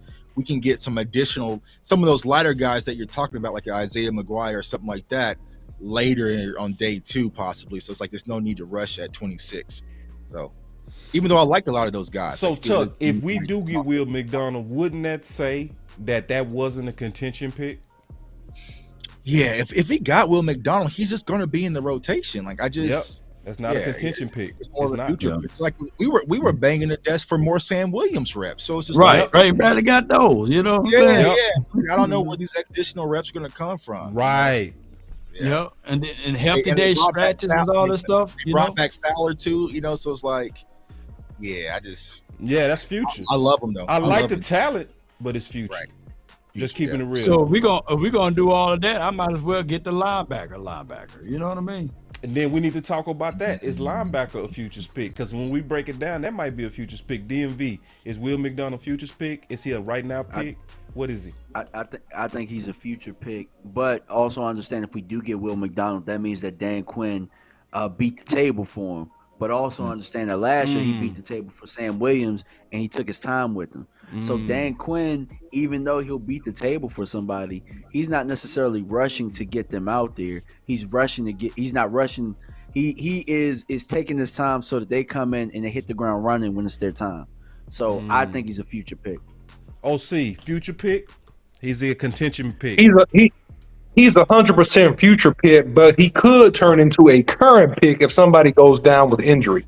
And so what I really like about a guy like that has a workman-like mentality and he has some flex, you can play him from the linebacker position if you had linebackers that were injured. You also could rush him off the edge if you have injury to your defensive line or ends that you think are so deep right now. My only challenge to the statements that you guys have made about this is that there was a 5-game streak where Micah Parsons was very ineffective and did not get any sacks, and nobody else out of all those guys that we just mentioned about us being so deep came up with really a lot of pressures or sacks in that time frame. So my contention is that we need to have open competition. Whoever you draft, if you draft a guy like this, if he comes and he balls out during training camp and in preseason, you give that man some pass rushing reps. That's what I think. Now, and let me say this too, though. For somebody that says Elvis Doomerville, he was 260.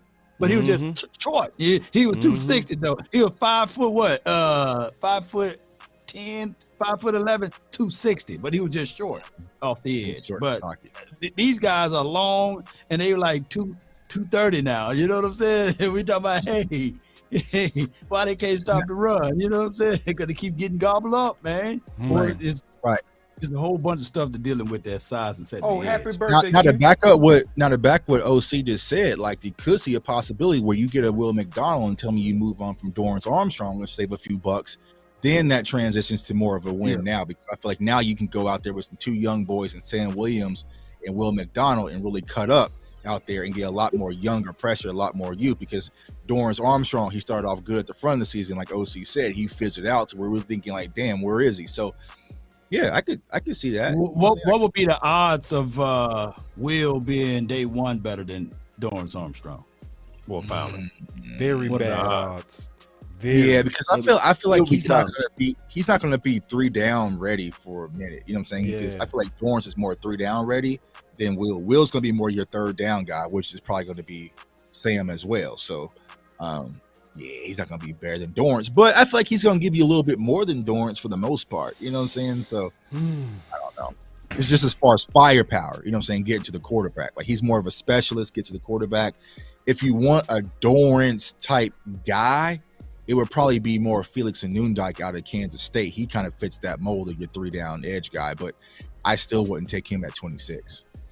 But what I will tell you about Will McDonald is that out of all the guys we mentioned, he has the best ball get off out of all of them, and ball get off can definitely affect some things. So while we say he's light, I mean, we got to be able to talk about that as well. Don't trust it. I don't trust it. I'm sorry. I hear you out too. I hear you out, and I do agree. I just don't want to be the first to take that. You don't want the Luigi feats out there. You know how Luigi he can't stop coming off the edge.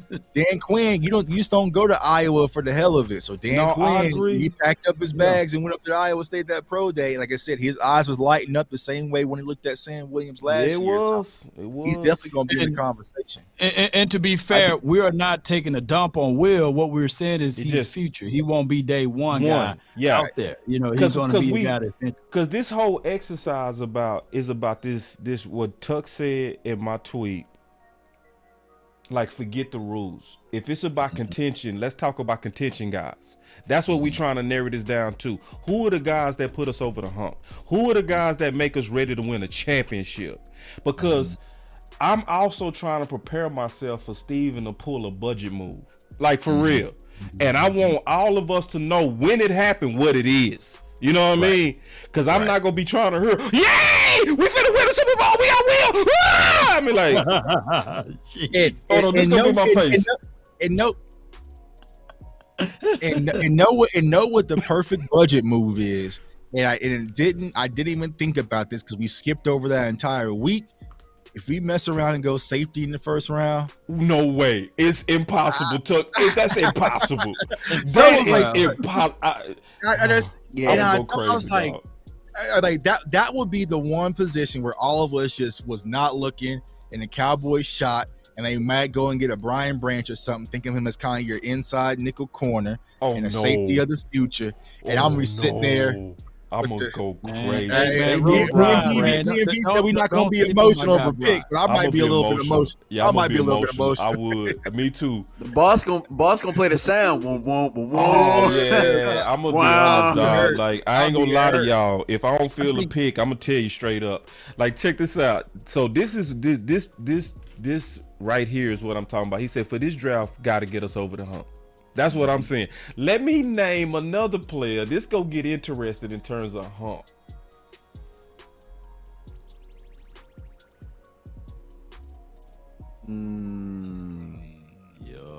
That I didn't hear no hump noises on this one. I didn't hear no hump enthusiasm from the crowd. I see. Yeah, I didn't hear. I'm saying win now. Win now. That's what Gibbs is. You see that? Man, Gibbs is nice, but just to say this one more time, Brian Branch is nice too, man. He reminds me of Minka Fitzpatrick. So, you know, what? I like Brian Branch, man. I think that he's going to be one of those guys. But I'm not saying that the Cowboys. I like him too.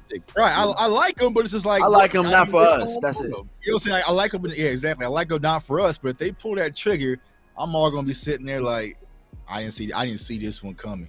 You know, they gonna talk. Yeah, if we get Brian Branch, I would literally put him inside, and I would slide Bland onto the outside, understudy behind Gilly. But you know, that's a whole nother philosophy thinking right there. You know, but to go back to Gibbs, the other Alabama kid. Yeah.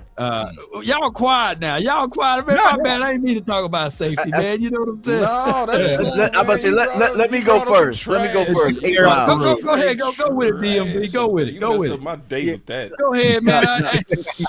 Jahmyr Gibbs is a win now. That's an aggressive move right there because of the type of player he is. Okay. That's win now, bro. Because I like that.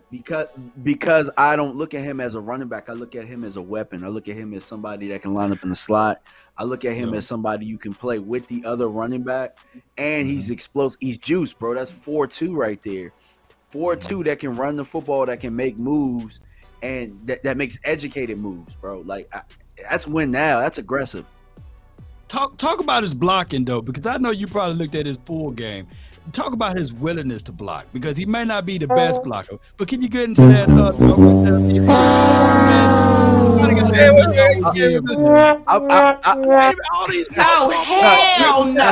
Here's what I'll say. Here's what I'll say about Gibbs' blocking. It's trash. It's just like Tony Pollard's blocking. So. Worse. Right. If It's you think worse. Nick Saban put a running back out there that's not going to take the quarterback up. I ain't drafting him at 26, but if I go get him, I'm not drafting him to block. And that's the thing, though. Like, I'll ask you this question, right? Because I'm looking at him as a committee back guy. Yeah. Which one of them guys in Kansas City can block? Which one of them guys in Philly can block? Right. Keep going. Ask about which one of those guys outside of the fullback for the Niners can block. I mean, can Christian McCaffrey block?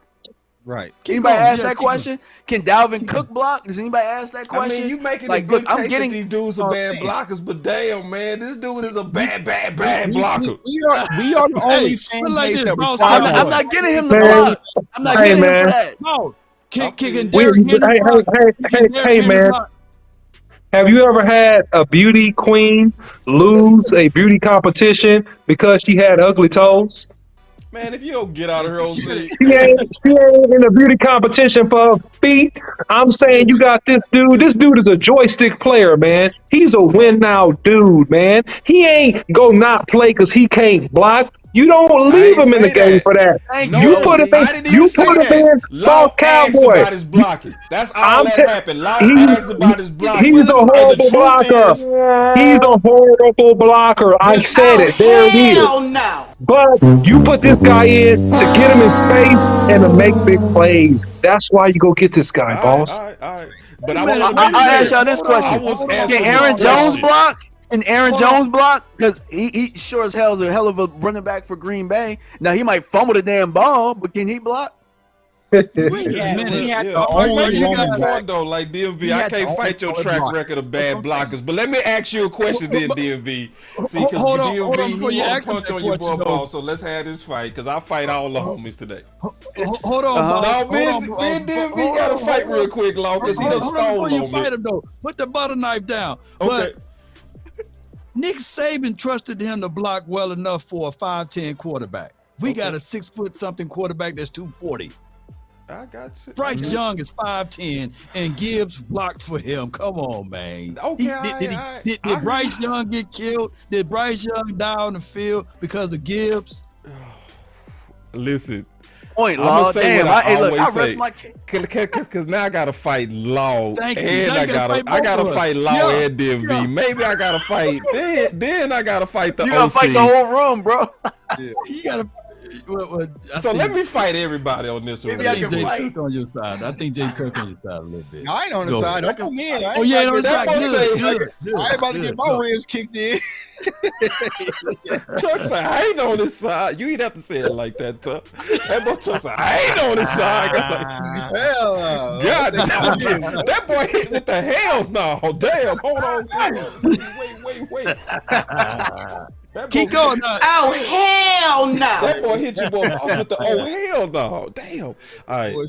Let me ask y'all a question, because you know Law, he like to argue now metaphors. See, that's how Law try to beat you. See, with Law fighting you, he'll say stuff like, boss, you got to build the foundation. Like stuff you can't argue with. You know what I'm saying? Boss, the first thing you got, I can't argue with that because everybody, you know what I mean? So let me hit you with a metaphor. Is it better to have it and not need it, or to need it and not have it? That's for you to reference. Okay, well, it's better to have it. I think it's better to have it, bro. It is what it is, bro. At this point, we win now, so it's better to have it. So I'm talking about that, though, when you fell for my bait on blocking. But bro, I'm not. Look, he's a playmaker. I agree. It's better to have the playmaker. Blocking, hold on, because so when Devin White sacked Dak because of Pollard twice, would you rather have the blocker and not need it, or need the blocker and not have it? Why is he in there blocking anyway? Pollard shouldn't have been in there blocking. He should have been running the damn route. How about that? Look, if they send him, he's done with the Pollard. You can't do that. Yeah, he should have been. He should have been the hot. Somebody should have had thank you. Let me ask you this, boss. Let me ask you this, boss. Play dirty. Let me ask you this, boss. Who were your top, let's say, 4 blocking running backs in the NFL? Oh, Zeke definitely top. You can't say Saquon because he trash. They all trash, bro. You gonna find that out real. You gonna find that out real fast. We gonna go Jamal Williams, Deontay Foreman. You know who you gonna They go? all backups. Look, the best blockers are backups. They probably third down backs, bro. Right. That's what I'm saying. So y'all mad at me because I'm telling the truth that the dude is trash at blocking. Man, hell no. Trash at Because he blocking. trash at blocking. A lot of them are. draft- A lot of them are. He bro. trash. Even He's Derrick outright Henry, garbage. Vomit. even Derrick Henry, boss, listen to me. Derrick Henry is not even a good blocker, man. All right. So here we go. All right, That's so why here we Zeke go. got paid his All right, money. so So let's let him back to blocking all right. like a damn fullback. So I'm gonna go back to this. So because basically y'all basically saying he's a bad blocker. Y'all agree with me. That's all it is. Y'all agree he's a bad blocker. All right. So is he a draft for the future or he's a draft for the now? I would say if we get him in the first, he's a now. He's a contention guy. I think that also puts a lot of pressure on Pollard. That would tell me that we go be ready to move on from Pollard. That's what it would tell me, just being all the way honest. So he would actually be both. He would be somebody that we could use now in the committee system, and likely we will move on like we did with Schultz when we put them other young bulls, tight ends in here young. So I think he will be now to the future. And I think we lost the OC, so it's on us. Wi-Fi got him. I don't got it. Yeah, the Wi-Fi done finally got it. Yeah, he got him. Yeah, we went about an hour and a half strong. So He knew you was gonna ask about Andre Carter, bro. he still keep ducking out, man. He ducked out. He's like, let me get up out of here because he said, but yeah, Gibbs, man, he's a win now. I think it's the same conversation with Gibbs that we had with Bijan. He's both his win now. He's also a future pick. So yeah. And I'm gonna tell everybody, so let's make this quick too on these next ones. Let's go through, let's do rapid fire offensive line. Is Peter win now or for the future? Both. Okay. Win now. Is Paris win now or the future? Win now. Okay. Is Broderick Jones win now for the future? Both. Yeah, both. But so I'm all win these now. offensive linemen basically are win now guys. That's what we're looking at. pretty much the first six that's listed right there is pretty much win now, guys. Okay, all right, so cool. All right, so and I would say the same thing with Zay Flowers. Say everything we said about Quentin applies for Zay. Just keep it like that. So we ain't forgot about Zay. We ain't forgot about that. Like, cause Cole was like, y'all forgot about Zay. Now we ain't forget about Zay. But the same logic applies. You know what I mean to Quentin. You know what I'm saying? I just don't see no changing. Do y'all see any changing in that? Yeah, I feel like when it comes to Zay, he's a little bit more dynamic than Quentin, so you can do a little bit more with him in our offense. But he's definitely a win now. Like when I think about win now, it's like let's say for instance you got the Cowboys as the top 5 team in the NFL, right? Mm-hmm. What is a player that's going to push them up to top 2, top, you know what I'm saying, top 3, right? And I feel like Bijan would be kind of that instant win now. Gibbs would be that. Zay, Jackson Smith, but also who we ain't talked about, which is Boss's favorite defensive tackle, Jalen Carter would be win now. Like that. Those are the type of draft picks that's going to shake the walls, shake the rooms, where people have to sit up and like, okay, damn, the Cowboys are being serious. You know what I'm saying? Yeah, so yeah, I feel like those are some of those guys' names I'll toss out at 26. All right, y'all. So we can't get out of here unless we put this to practice. Let's put it to practice. We in win now mode, right? Yeah, this is win now mode. All right. Yep. So we ain't gonna do 7. All right. 3 rounds. That's light. Let's All right, go ahead. Right, let's go 7. Let's go 7. No, let's go 7. Because I just want to do a quick. 3 rounds. I want to just do a quick. Like I want to do like the. Okay, let's do 7. Do 7 of them. All right. So start the draft. Here we go. Yeah, you got that turbo mode. It be zooming now. Turbo. Jesus. Yo, boy, number 1. So we going Brian Branch. Brian Branch, baby. Hey, that's Minka Fitzpatrick Jesus, right there, man. Come on. Jesus, no. Come on, man. We in win now mode, right? We in win now mode. We in win now mode. That's it's got to be. Addison. I think it's Harrison, Flowers, or Addison. Oh, I'm more inclined to go receiver here. Yeah. Okay. Who that receiver gonna beat out? Michael Gallup? Yeah. Hell yeah. Hell, it Hey, Jordan Addison better than him right now, bro.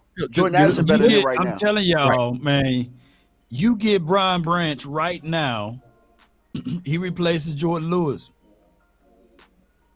Y'all look at me like I'm crazy, man. We feel you. Come on, man. I feel you, Law. Law gonna put this in the air. So when this happens, everybody gotta blame Law because he's gonna put it in the air right now.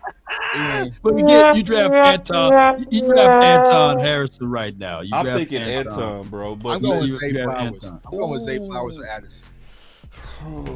And the reason why is because I can go get you a guard, quote unquote. Because like OC said, right? Yep. When it comes to Anton Harrison, he's more of your left tackle. And if the Cowboys view Tyler Smith as their left tackle, quote unquote, they don't plan on kicking him in, then I think Anton's gonna have a hard time transitioning to left guard. So that's why I would cross off Anton Harrison if I'm going right now. And try to go with your pure left guard later. Gotcha. Yeah. Go with Zay Flowers or Jordan Addison because you can't get that caliber receiver in the upcoming rounds. I can go get you a pure just left guard to plug in with a little bit of position flex. I'm with it. I'm with Zay. I'm with Zay. I haven't rated over Jordan, but I love them both. For me, I have Jordan rated above Zay. I got Jordan as I think my fourth off the board. I got him as my fourth off the board. And I to talk about this the other night because we had one of our long football conversations, but I think Jordan Addison is the Jay Jettas of this draft. I think he's Justin Jefferson of this draft. So I'm going Jordan Addison here. He's so wicked with his routes, man. And it's nice. He's a deep burner too. And here's the thing I keep trying to tell Cowboys fans: Cooks is a great addition, but he ain't had the cleanest health history either. So you got him and got Gallup, so it's excellent point. If one of them go down, we right back in the toilet. So it's excellent point. I would go get Zay or Jordan Addison, have them sit. All right, so we got to pick one of them. I think Zay got to check me with the butter knife later, but Zay got a higher ceiling to me than Jordan Addison right now. I think that Zay is going to be that guy. It looks like it would be the tiebreaker, y'all. Who's tiebreaker? Me. But me, I'm drafting Anton Harrison right now. Ooh. I'm going core. I'm going with my philosophy. I'm not veering off of it. But although I'm telling y'all like that now how you still see that, it's like, dang, she bad right there. But you got one at home, so I'm sticking with the one at home. So Law, are we pushing Tyler inside then? Yeah. Or open. That's why I have to ask that question because I don't know if they're willing. Yeah, I don't know if they're willing to do that. If they're not, then I'm going receiver, and that's kind of what I'm thinking right now. Right. A lot of people saying take Anton and then get Mims down the line. I'm gonna tell you why I'm leaning on receiver right here, y'all. I just want to kind of break down my thought on why I'm leaning on receiver right here. It's because I feel what Tuck said. What I would likely do in this scenario, I would get the best weapon. And then I would get aggressive round 2 to just get my guy. I don't give a damn where people got Maffa rated. I don't care if this simulator saying that he rated as a 4th rounder. I'm getting him because I want the mauler at left guard. That's what I want. I want a weapon and a mauler. That's what I want. And to me, that completes both of them. You get your weapon and you get the guy that's gonna help the run game.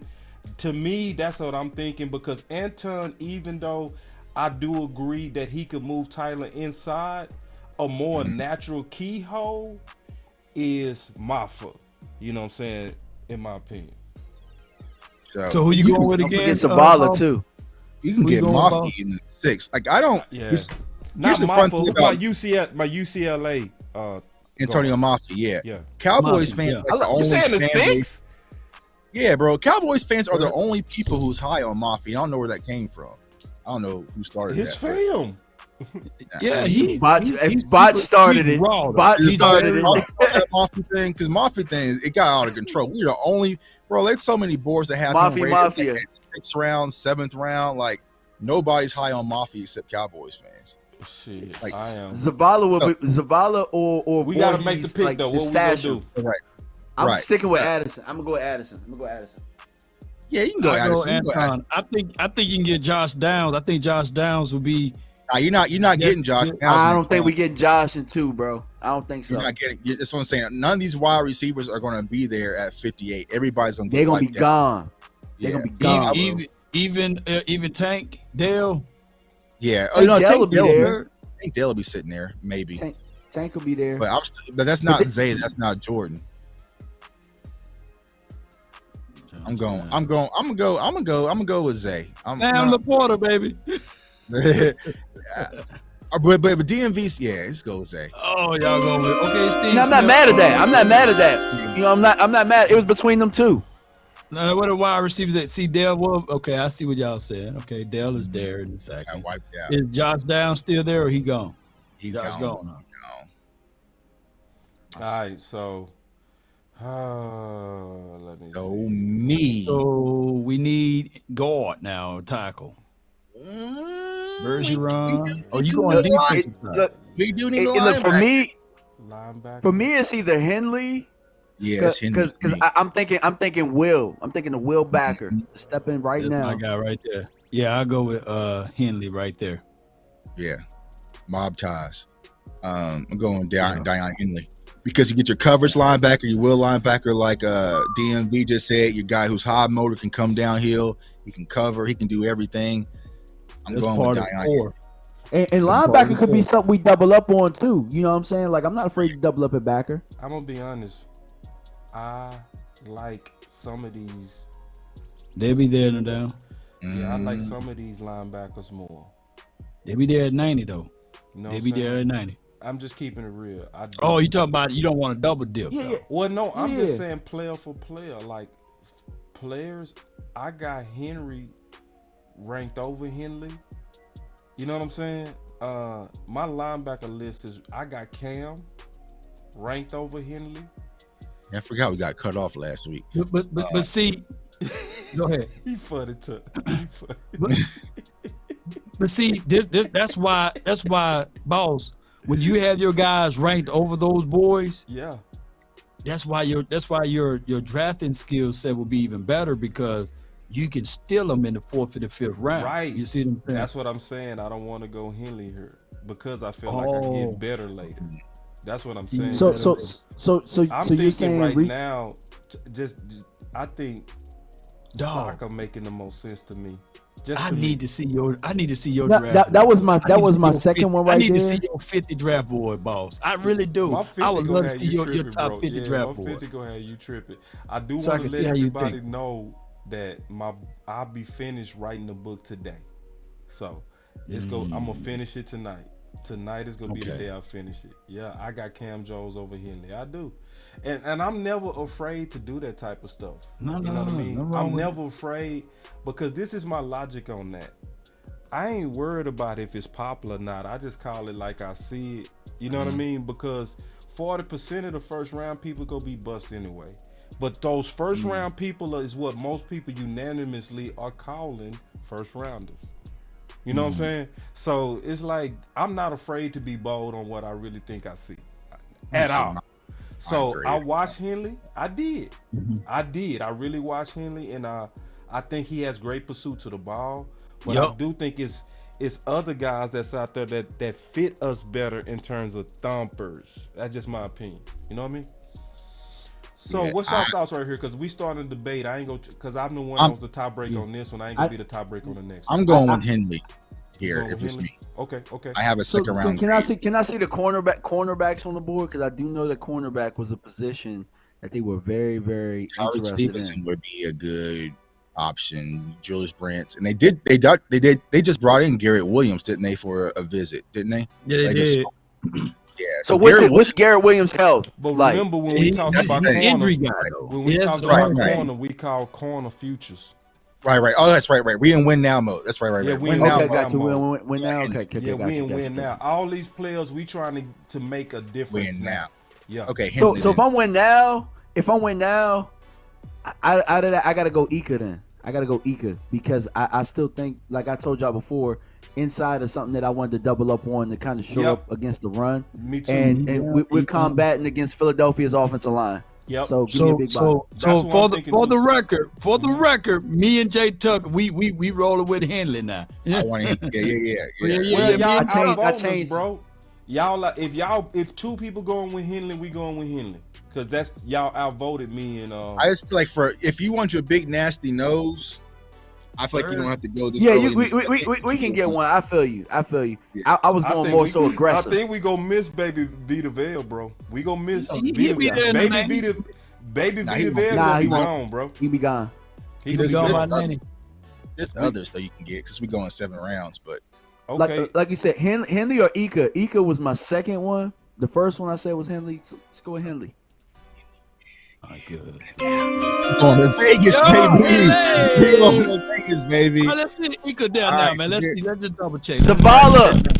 There's your guard right there. There's your guard right there. Ain't no fart noises on Henley, man. I think I said that got mild time. I definitely agree. Get your guard.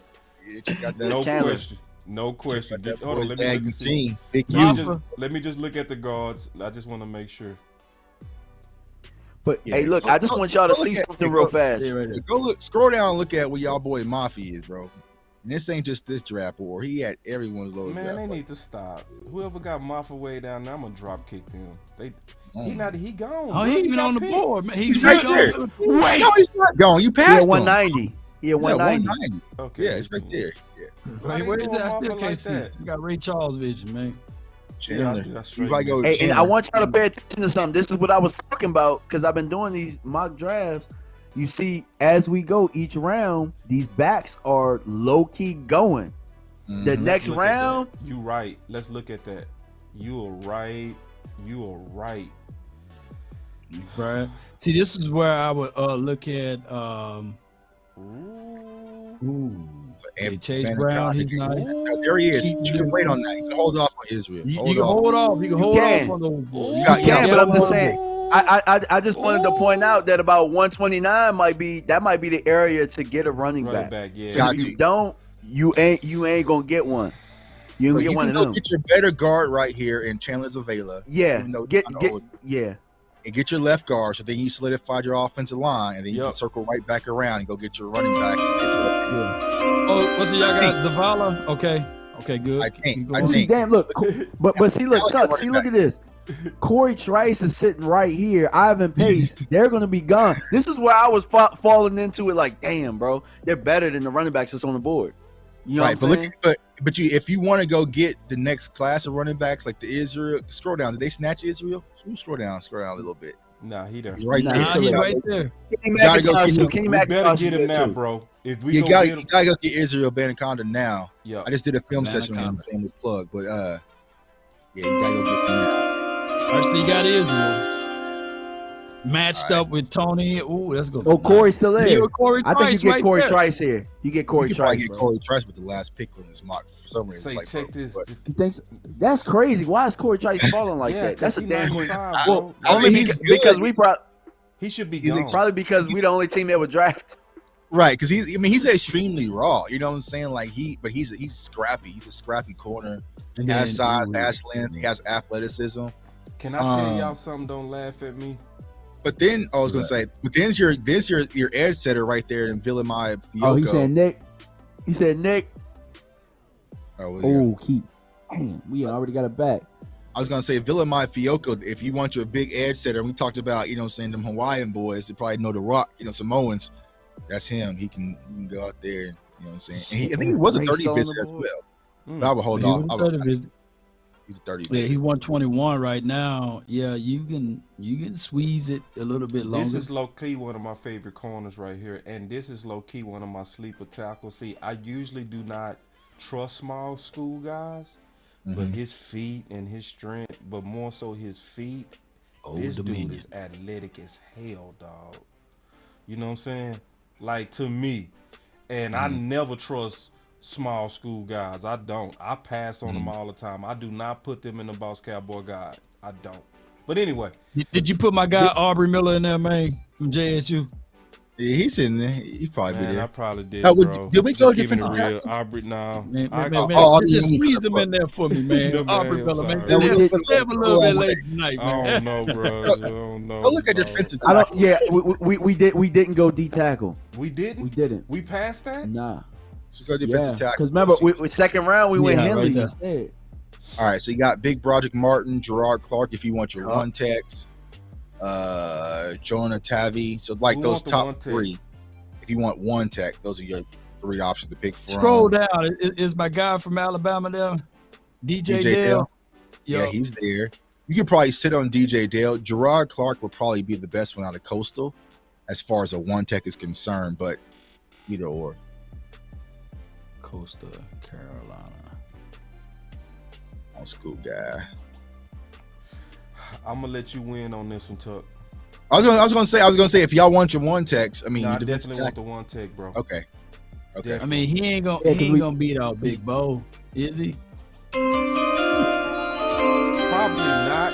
Yeah, that man eventually has to be around. Can we Hey, try? Corey Trice. They do not like Corey Trice or Hold on. Anthony Johnson Because there's Jr. one thing before we go back to this draft I want to talk about. Here is the place I'm cool with futures. At this point, I'm cool with futures now. You know what I mean?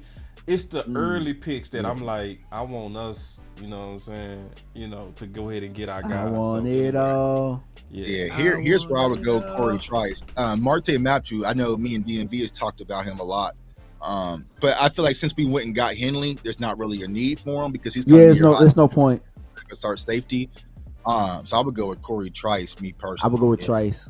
And somebody Dan said, Quinn "That's why special, we should've baby." Taken Ika, man. I know, man. We should have took Ika, bro. Real talk.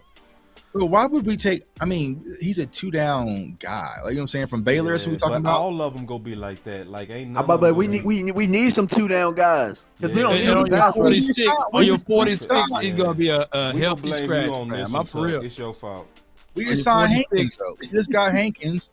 We just got. It was 1 year though, right? It was 1 year, We right? got Bohana, Oh, and you then talking we about just got- future's future? Yeah. So We we gotta got be able to for the future special teams. Yeah, You only Corey carry. You only gonna Trice. carry two one techs though. Every Corey day, Trice. every game, you gonna carry 2 1 techs. Corey Trice, and then there's Marte Mapi right there. You can get your free pick. Your 40 visit, your hybrid linebacker / safety that can cover, come down and hit on Sacramento Yeah. State. Yeah. I also Hold on, like. hold on. Yeah. Go ahead. Yeah. Hold I on. was gonna say check out the quarterback real fast. Good I just want to see who's left on the quarterback board. Ah, Nobody. We there you good. go. Hold on. Pause right there. Y'all see that? Ranked 339. That's Quentin Johnson's quarterback right there. For those who don't know. Oh, man.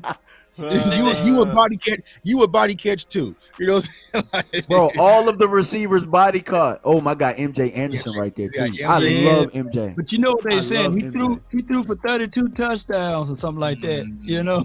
And where was all them going to? Quentin Johnson. MJ Yeah, so makes I would. sense. I would He go either MJ Anderson or Moptu, even though I like Lonnie Phelps. So it's depends. If you want your edge If we're rusher, going future, yeah, you can go MJ Anderson probably as your edge rusher. Then I wouldn't go Murphy. And then MJ a big boy too. MJ big, like he probably about the size that Boss really looking for. To be honest with you, yeah, that Like, when edge you look setter. at So him, MJ Anderson's your edge setter.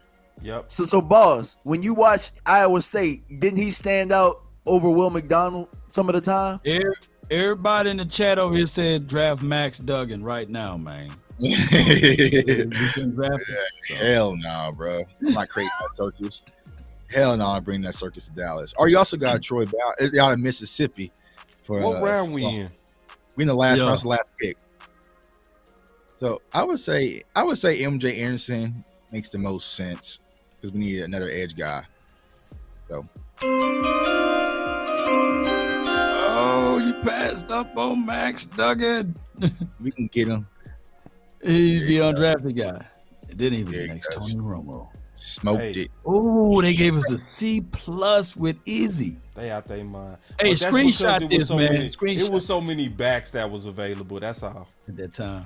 Yeah, and then he had a lower grade. They crazy. No, I think it's because of what his grade was. Yeah, but you it's got to grade. get him there because if not, he's not getting the 169. I tried. So He said, "I tried." I tried. Hey, all right, man. So we gonna get into these final words. You know, I want to do another one. Y'all want to do one more, bro? Come on, bro. Come on. Yeah, or do y'all sleepy?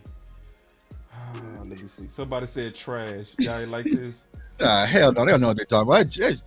That draft is fire. Whenever bro. people don't know their names or don't know their I know names, that's what always happens, do that. man. That's the problem where we getting into, and y'all be watching these shows still talking about first round prospect. Yeah, but I man. regress.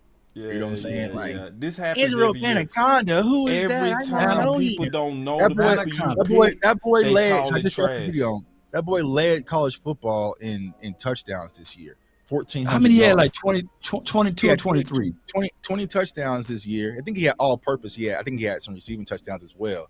But 23 Somebody overall say this is touchdowns. not an A. Okay, so why is it not an A, but we got an A? 1,400 Come yards. on now. Y'all can't do us like that, bro. But We've been you putting know in what? all this work. You know and what? We earn us an A. See, let me tell y'all something. I don't draft based on what PFF is going to tell me I did. I don't do that. You know what I'm saying? Because I know PFF don't know my team like me. I know it. Right. And that's what messes a lot of people up is that grade. Yeah, like that's what gets them. You know what else messes a lot of people up? PFF validation. Even if they watch Broadcasting View, don't watch the highlights when y'all type in those players' name. Type in, if you don't have the all 22, type in Izzy Alabama Kande, however you say that man's name, versus whoever. Yeah. And then you would see literally. You would see like literally that. Every play he's like one play away from busting it wide open. That dude runs with authority, man. Go watch him versus Virginia Tech last year. Like I said, I just dropped the video on him like 2 hours ago. But watch his game versus Virginia Tech, like the actual game because I didn't post the highlights. That man had 360 yards and 6 touchdowns in one game. Dog, you know what I'm saying? The one thing I said about you never ignore running backs that run 4.2s. I'm sorry. Right. And here's the thing I said, like he just doesn't feel like he's playing fast, but he gets separation. That's what I was trying to say in the video. Like when you watch Devon A-Chain or Keaton Mitchell or Deuce Vaughn, like as soon as it's a small crease, he's gone. Like he plays a lot bigger than his size is. Like he'll put his head down, he leans forward a lot. Like he has a lot of good qualities. And honestly, Pittsburgh didn't use him a lot in the passing game. But in my film, I showed like he runs a quick Texas route. He's a space guy, so out of Brooklyn. So definitely, I mean, like I said, y'all just don't go off these grades. And it's kind of I don't want to keep saying, but like, and you're not gonna catch him either. You ain't gonna catch him when you get in that open field. He's gone. You ain't gonna catch him. Man, y'all better stop talking about Kincaid. No. I mean, wait. Stop. We still on Kincaid. I mean, are we doing the win now thing? Or are we changing back to just the future? We on win now. Because Kincaid, I don't see Kincaid as win now. That's a conversation. You think he a conversation for win now? Mm-hmm. Okay. And that's where the tweet came from. Okay. I ain't mad at it. That's where the tweet came from. I'm cool with it. I ain't gonna fight you on it. I put it like this. I just don't see somebody with around 700 yards going up in the NFL. I would rather get a weapon that's actually accomplished that feat to expect them to do that in the league. And I just don't think Kincaid go do that. But we also compromised on the first one by going with receiver. I think on this one we gotta go with Law and go Anton. Right? Okay. So I'll go with Anton. Let's rock. All right, so we got our offensive lineman. We go move Tyler Smith inside, or we're going to move Anton inside. Either way, that is our current solution to fix left guard. I love it. So now we on. If you draft Anton with the first pick, right? He's immediately becomes the conversation of, hey, he's your swing tackle, right? Yep. And then week 2, week 3, you hear the news that Tyron Smith went down. Anton is immediately your left tackle. Tyler Smith still been getting all of those reps inside. And you see what I'm saying? Yeah. Terrence still will be your right tackle. And that's the only thing I think you have to double dip. So let's draft with the mind that we double dipping this year. I'm with it. If y'all want. I'm with the double dip. I'm with it. Okay, let's see how the double dip philosophy work, if y'all don't mind. Yeah. So double dip at tackle or just offensive line, period? Offensive line, period. Yeah. Okay. BPA with that too. Yeah, BPA with that. I like that. So I see people saying corner, and I know a lot of people like Stevenson. But remember, we said that corners was draft for the future, and that's pretty obvious. You know what I mean? Unless there's an injury. So right now we trying to get guys that can come in and play, especially the first running back. picks. That will be running back. Let's look at it. Let's see it's gonna be Zach Sharp or not. There we go. We both did it at the same time. I think I want to go Tank right here, dog. You want to go Tank over Zach? Yeah, okay. I want to get because he's, and I'm gonna tell you why. Because I mean Tank Dell or Tank Bigsby? Tank Dell. Oh. Okay. Oh, Dell. Y'all want to go Tank Bigsby? I thought we were running back. No, we was looking at running back, but the reason I was saying go Tank Dell is because I feel like it's still a ton of good running backs left that you can wait on. I agree. That you can wait on. Yeah. Because see, I'm gonna tell you some guys I'm extremely high on. I'm extremely high on Dwayne McBride. I love Zach Sher. I'm gonna miss him though. I like Tank a lot. I like Kondre Miller a lot. I think he's a perfect power back replacement for Zeke. I like Sean Tucker a lot.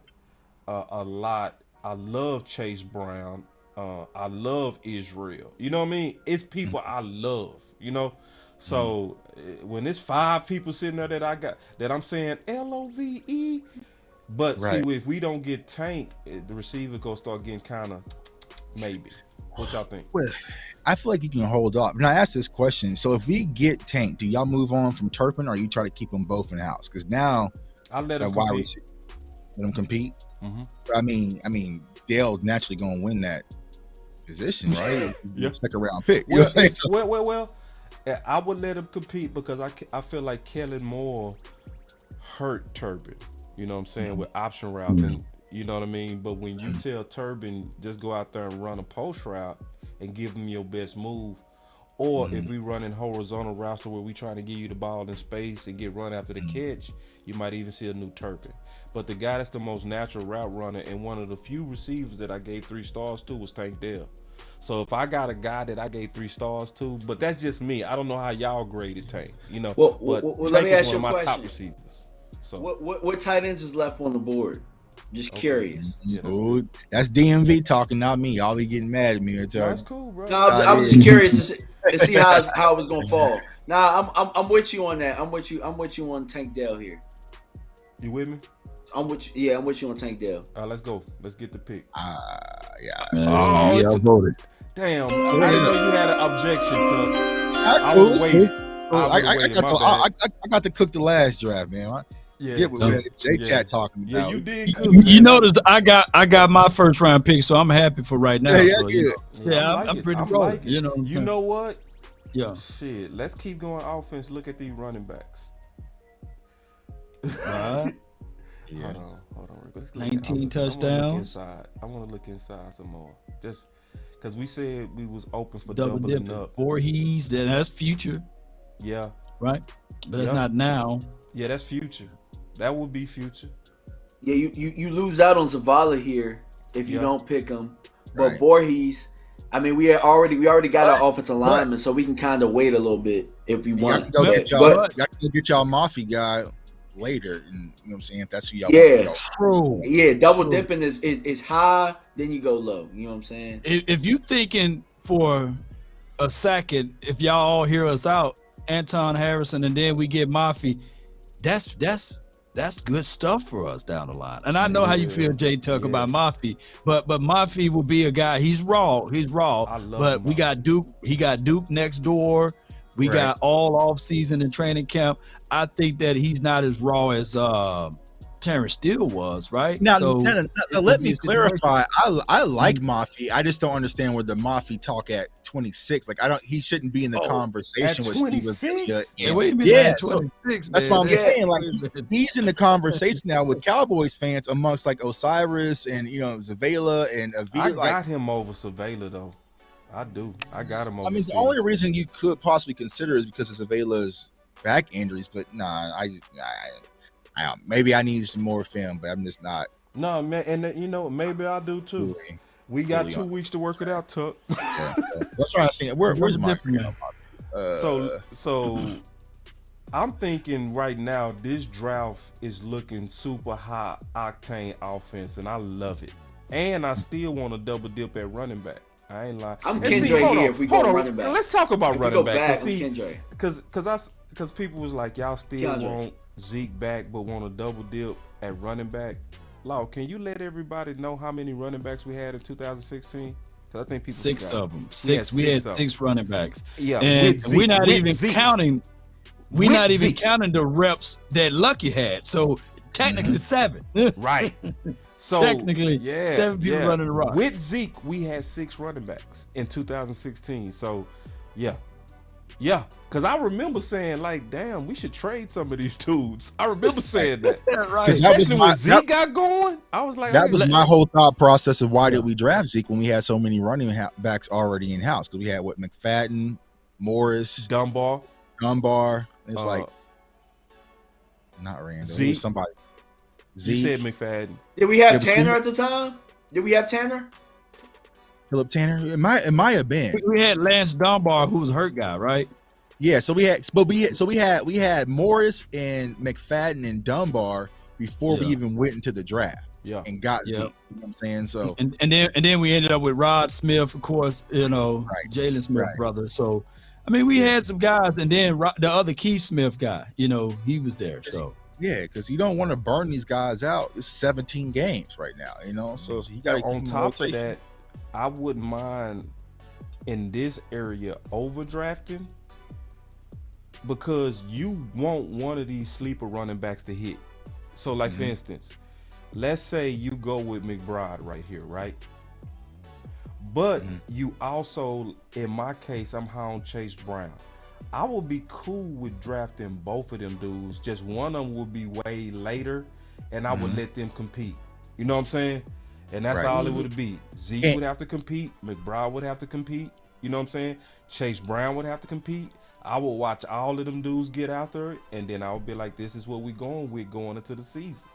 And here's what people also got to consider. We like Malik Davis. I love Malik Davis, but don't forget, they try to sneak that ball in the practice squad, and he got through. You know what I'm saying? So it's like they could be open season at that running back position. Open season.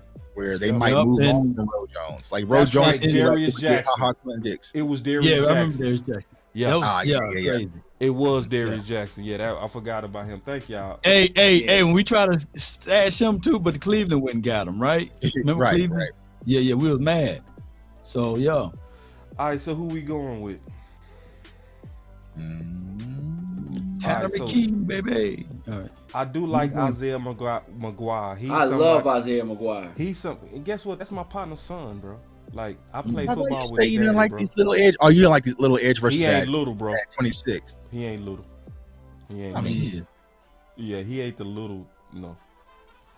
Yeah, 6'4", 268. He's right around what I love. Hey, he gave Georgia hell, bro. Gave him hell. Him and Roger Jones had a battle. Had a battle for the century, bro. Oh, you actually drafted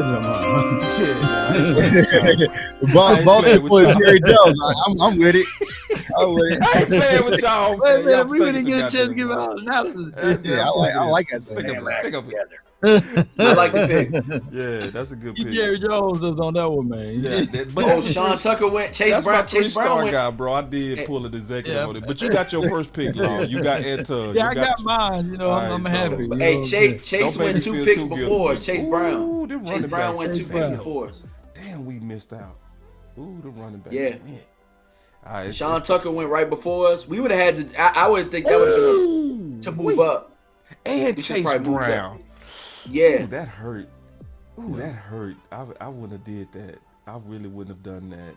Damn, my bag, y'all. That executive is dumb. No, that was bad. No, for a double dip, that was bad. I'm keeping it real. It's bad. We haven't got a running back yet? No. So we missed out on some of my Chase Brown is one of my Kendra, my favorite dudes. Is running back. PFF gonna give you enough for that one. Don't worry. There's so many running backs available. You got Deuce, you got Zach, you got Keaton. Zach Evans, Keaton. Yeah, I have a strange I love feeling Kenny McIntosh and I Evan really Hall. like Kenny McIntosh for us. Me too. really I like love Kenny for McIntosh. West Coast. Love. I think that the Cowboys will draft Deuce Vaughn because don't his father work for the Yeah, Star? he do. Yeah, he's man. scout. I think he's gonna somehow find his way on the team, man. You know what I'm saying? I mean, He a good player. And you too. know what? He's kind of like a Kevin Falk type back. That it's like, how did the hell that back been around for 10 years? How the hell Deuce Vaughn been around for 10 years? Yeah. Right? Nah, he's doing nice. his job. Yeah, I mean, for me personally, my favorite available is Keaton Mitchell out of ECU. Like, I love this kid. Like, he's electric. But he still got Israel, but we already took him in the last one, so I don't want to take him again. So basically, what y'all saying? If I look at that Northwestern kid, I won't be disappointed tonight because I'm Evan hearing Hall? y'all keep saying, yeah. No, I love him. Yeah, I like him. I need to look I at mean, the tape. if we being honest, there's only like it's hard to find like 4 to 5 running backs that you don't like. You know what I'm saying? Like, Low key, Chris Rodriguez. I saw some tape of him the other day. He made a run. I'm like, yo, who is this? I didn't even know he was coming out. Yeah, but Chris Rodriguez is all right. Yeah, these running backs solid, bro. I think you're right, though. I think Kenny in the West Coast is probably one of the best. Obviously, Israel is somebody that I really trust speed on running backs. I love speed on running backs. You know what I mean? Yeah. It's something I love those three. They make it hard back to to tackle back. with them angles, bro. It's hard to get them. You know what I'm saying? Like, your mind will tell you can make this tackle, but once you feel that dude's speed, it's over. You know? Right. So, Yeah. but Eric Gray gonna make you look stupid in space. He gonna make your ass. These running miss. backs nice. Like Evan Hall to sell him, because we could sell all these dudes. Evan Hall got one of the best speed scores out of all running backs. So speed score is not just your speed, it's your speed in relation to your weight. You know what I mean? And he top 3 out of all. You know what I'm saying? So he got right here. I think we should be looking for 3 down potential guys, in my opinion. That would be it, Evan Hall. That wouldn't be Kenny. What's Evan's measurables and all that? What is quality? It's hell. So 5'10", 209. Yeah. He right around what Zeke was when he came out. You know what I'm saying? Israel, let me see. So 5'11", 216. Shit, that's the pick. And look how young he is, too, though. He's young. Yeah, he's just a baby. That's 2 years younger than Evan Hull, whatever the name is. That's 2 years the younger. thing. Like, I mean, like I said, he's a well balanced speed back. You know what I'm saying? Yeah, Israel better than all of them. He better than all of them, bro. But he just doesn't rely on his speed. He has extreme patience. He sets up his blocks. The one thing I said is, like, sometimes I just want him to hit the gas and go. And there's a few plays that I pointed out where he kind of hesitated. Yeah. But he's by far the best running back available, and he's not going to be available again. But okay, and his center of gravity is pretty well too. He doesn't take big hits, bro. He knows how to run, hold it high and tight. Yeah, he's damn near like a low key Tiki Barber, low key. You know what I'm saying? Tiki was as long fast as he too. don't fumble like Tiki, we all right. Yeah. Oh, Rome in the house, man. Man, one of the best compliments ever. He said, you, just want bro. y'all to know, man, I appreciate the knowledge. Everyone hit that like button, man. Love you, boys. Yes, man. Love you indeed, too, big man. dog. Appreciate it, big dog. Shout out to you, man. Shout out to you, homie. We need to have him in substitute sometimes, man, when we do these, man. Yeah, no doubt, man. We got if he had time. I know he'd probably be with the kids and wife at this time, but you know. So you want to? Oh, I like Trey. Yeah, Jacob That's my guy. Slade. Wait, who my quarterbacks on the board still? That's what I'm saying. Yeah, look at Clayton Tune. And Clayton, big Tune. Man, if my guy Aiden is there, he gone. I love Aiden, bro. And the Cowboys just worked him out, and they just worked him out. Aiden is solid, bro. Yeah, I mean, Aiden is solid, he got. bro. Here's the thing I'll say about Aiden O'Connell. If he comes to Dallas, expect chaos, bro, because he's everything. He's everything the Cowboys fans are gonna be. His big arm strength, like air out offense, like he, you know, what I'm saying, like he. Because one of my favorite prospects is Charlie Jones out of Purdue as well, wide receiver, but he's already gone probably. And they just aired that thing out. But the same thing with Clayton Tune. Like Clayton Tune reminds me a lot of Brock Purdy, like because he was thrown to Tank Dell. Like, that was Tank Dell's guy, right? So he put up incredible numbers, but he's just very raw. But I feel like Aiden O'Connell is the most polished out of the two. And like I said, the Cowboys gave him a private workout as well. So I would not be surprised if they pulled the trigger on Aiden O'Connell and then let the whole circus BS begin. So. Everybody be yelling, "Ayo!" Real quick, he said, y'all know I'll make time for y'all. Let me know. Shit, next week. Yeah. You know how it go.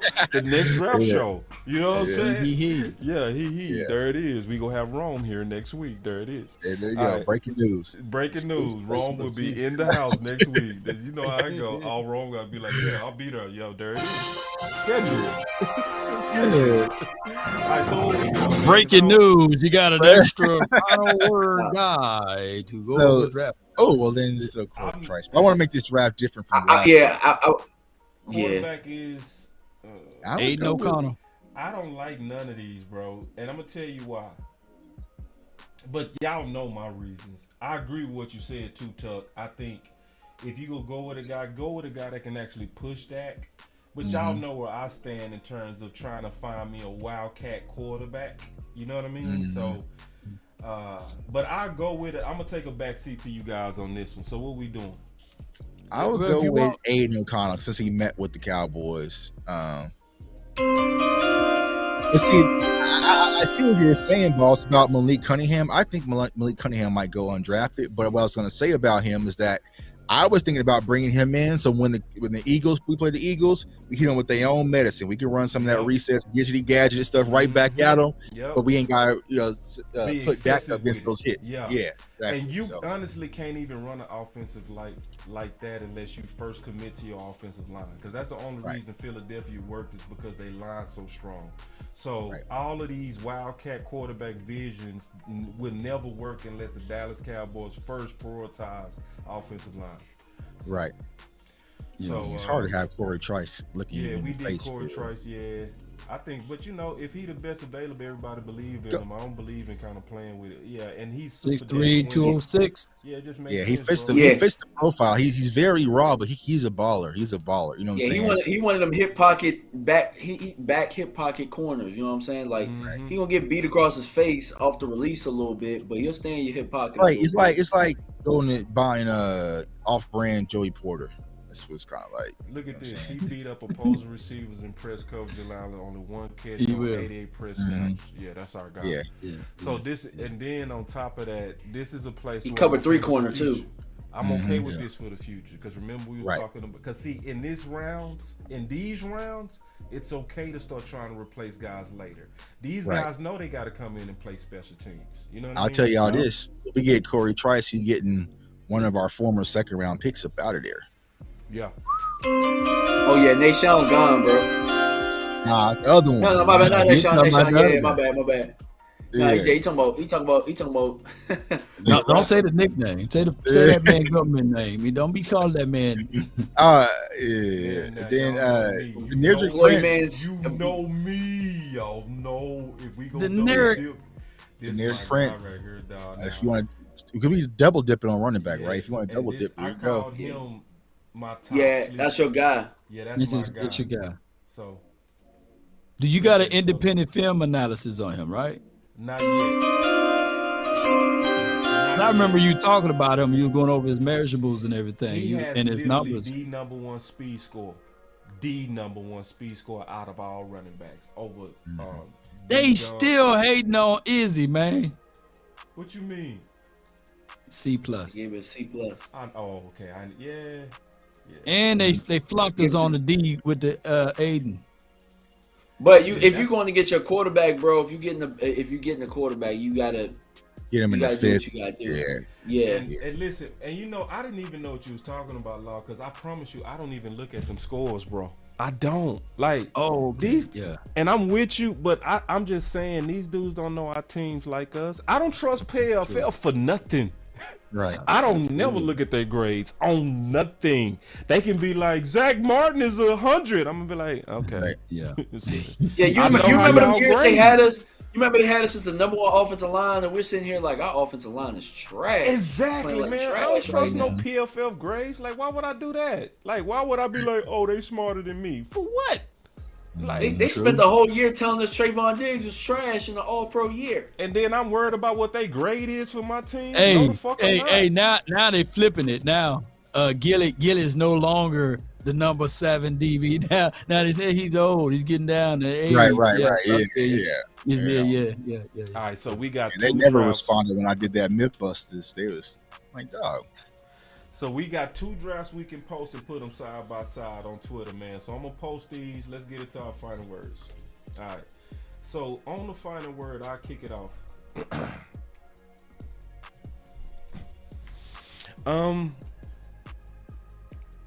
I'm for drafting for the future. Obviously, people played this game with us.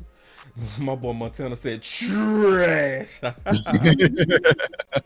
It's cool, bro. But like when it comes down to drafting for the future, I'm cool with it. But I want us to do it in the later rounds. I want us to have a strategy, hopefully, which we tried to do today, of taking care of things that's going to put us in contention or increase our contention for a Super Bowl. So I do believe both of these drafts accomplish that. I know everybody don't like everything about these drafts, like my boy said, trash. But you know, I like it because I felt like we concentrated, in my opinion, especially on the second one, on most importantly, what's gonna help us win now. We got 2 running backs, which is insurance against one of them being a bust, because we need somebody to hit. You might try to get 2 because you need somebody to hit that bad. I like the fact that we went with Anton, because Anton is likely going to be available, right? That does make sense. You get a guy that you can play either left guard or left tackle. So you fix your left guard by getting a left tackle. So you got the flex you want.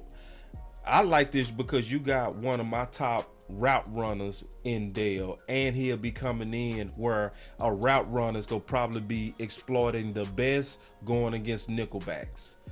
Isaiah McGuire is another guy that I gave 3 stars, as well as Israel, as well as Denetric Prince. So a lot of my guys that I gave high scores in my book are on this draft, so I love it.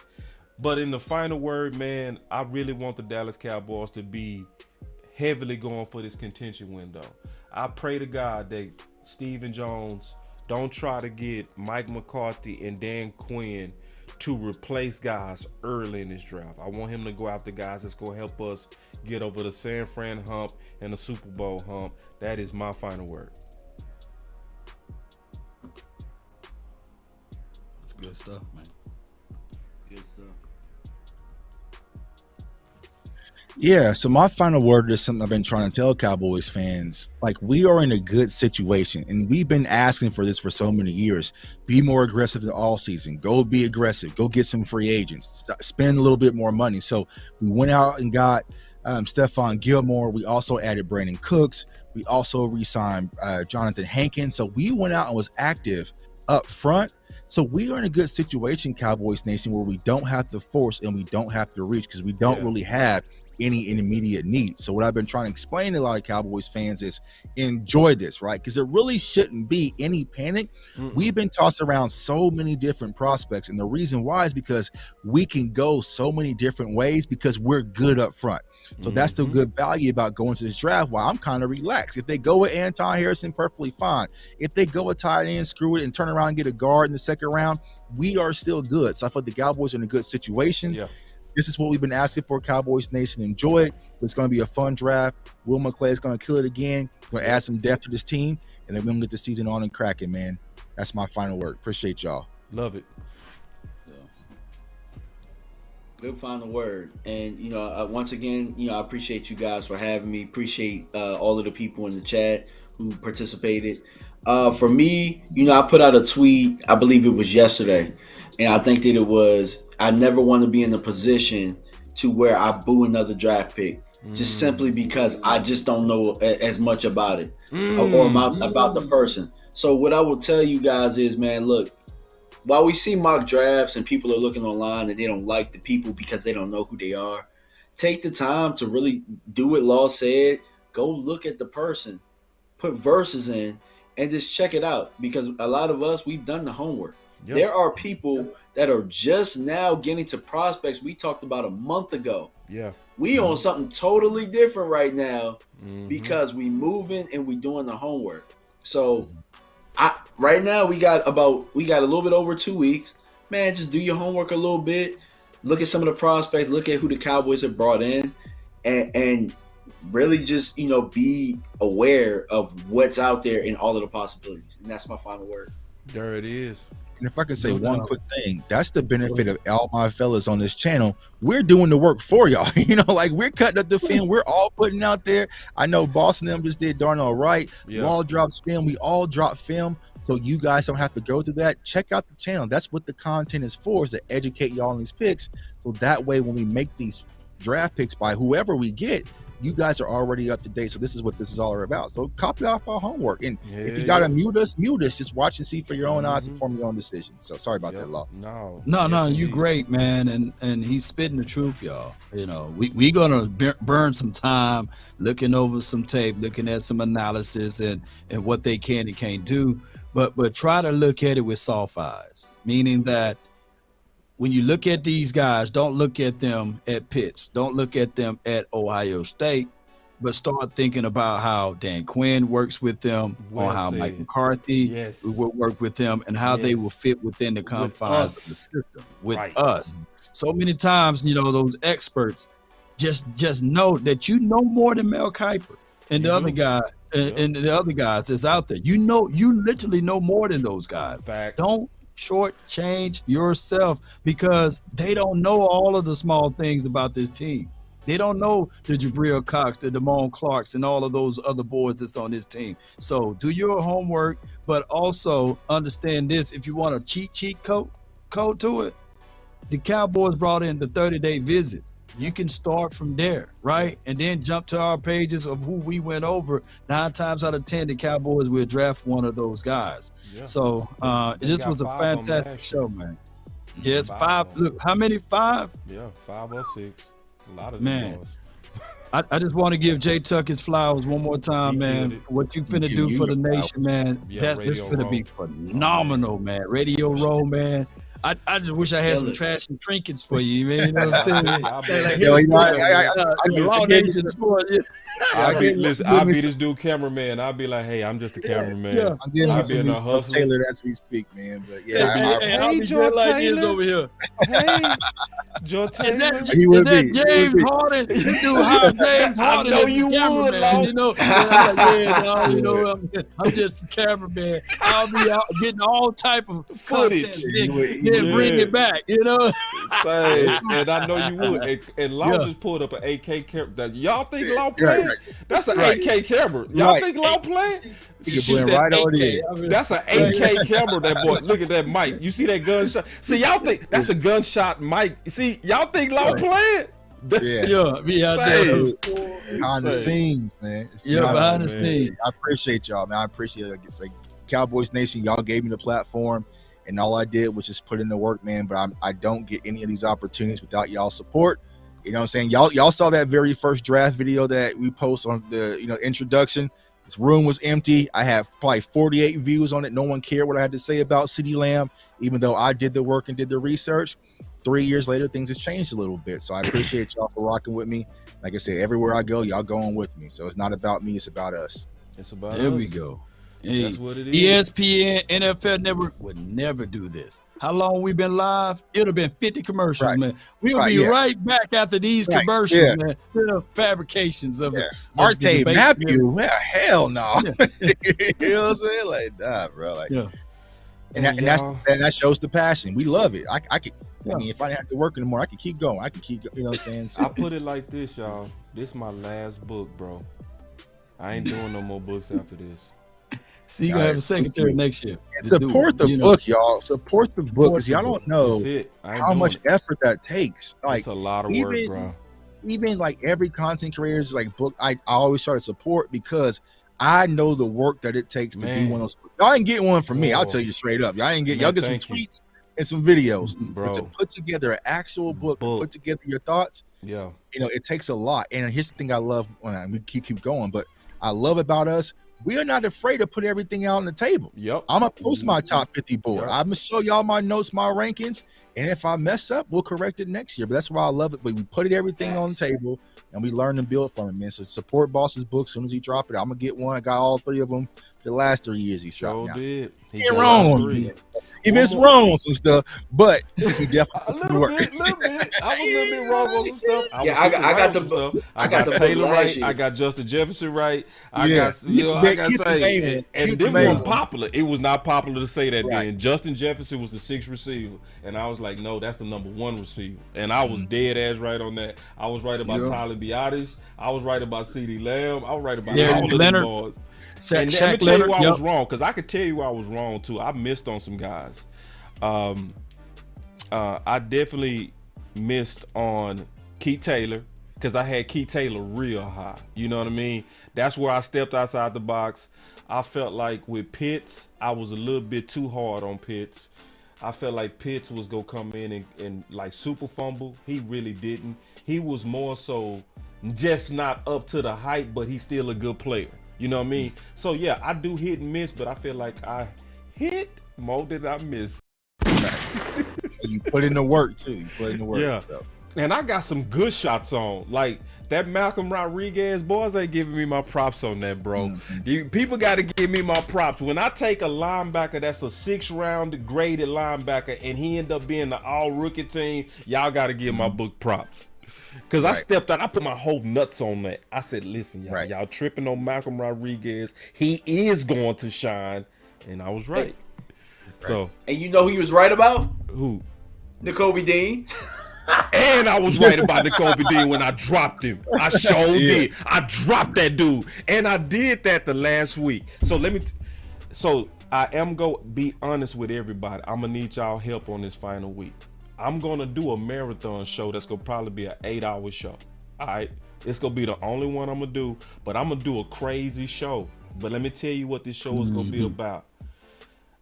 After I finish this book today, I'm going to go live, and anybody that want to come into that live and eat up any one of my opinions, I'm going to welcome it, because I want to debate that book out. I don't want to just say, this is my list, I'm genius. I want to put it out there, and I want somebody like Tuck to say, hold on, boss. I like your first 3, but your picks 4 and 5, I don't agree, because X, Y, and Z. That way I can go back and say, you know what? Let me go look at that. Because this is my last book, bro. You know what I'm saying? I want this to be my best book. You know what I mean?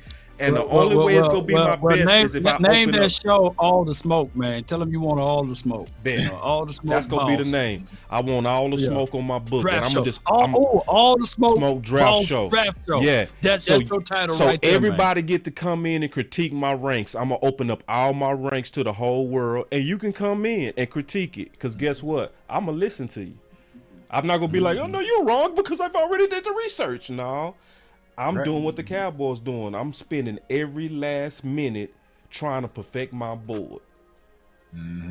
I killed the final word, though, man. We supposed to have been out of here, so. Yeah, that's what it's all about.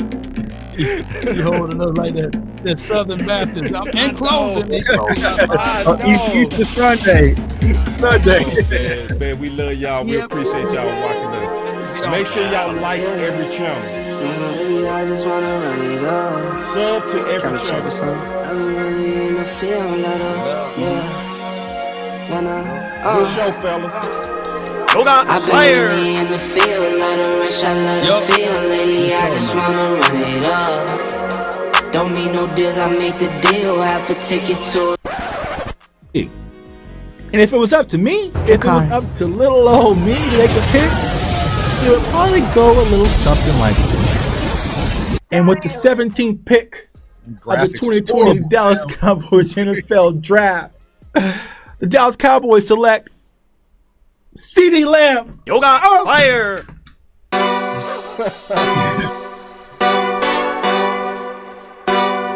Come on, y'all. Don't get tired. Yo, what you say about no days off?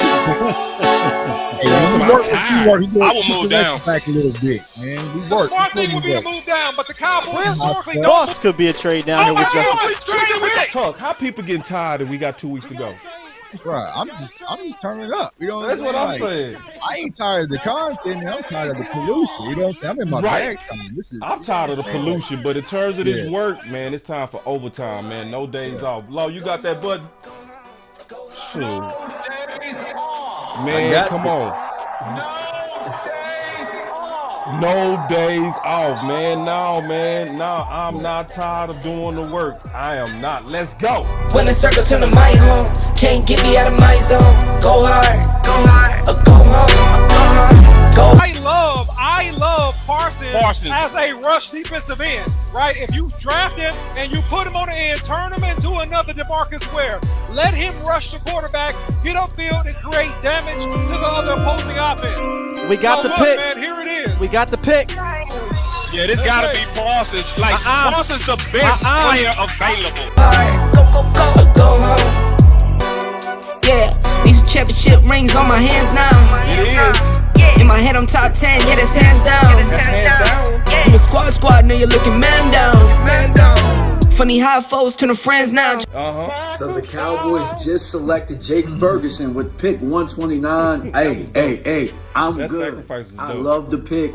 I love That's the a player. Walker Charles. I know that a lot of people will say that this is probably a reach. This is about where I had Jake Ferguson.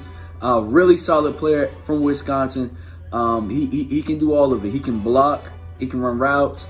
He can actually make people miss in the open field. Referee's car like a tournament. Pulling up, I need product again. Treat the business like a playground, might slide on you. Do me wrong, might slide on you. Do a backflip, cause I'm mad rich. I'm the definition of what that is. Go hard, or go home. Go hard, or go home. Go hard, or go home. Go hard, or go home. Touchdown like the end zone. When the circle turn to my home, can't get me out of my zone. Go hard, or go home. Go hard, go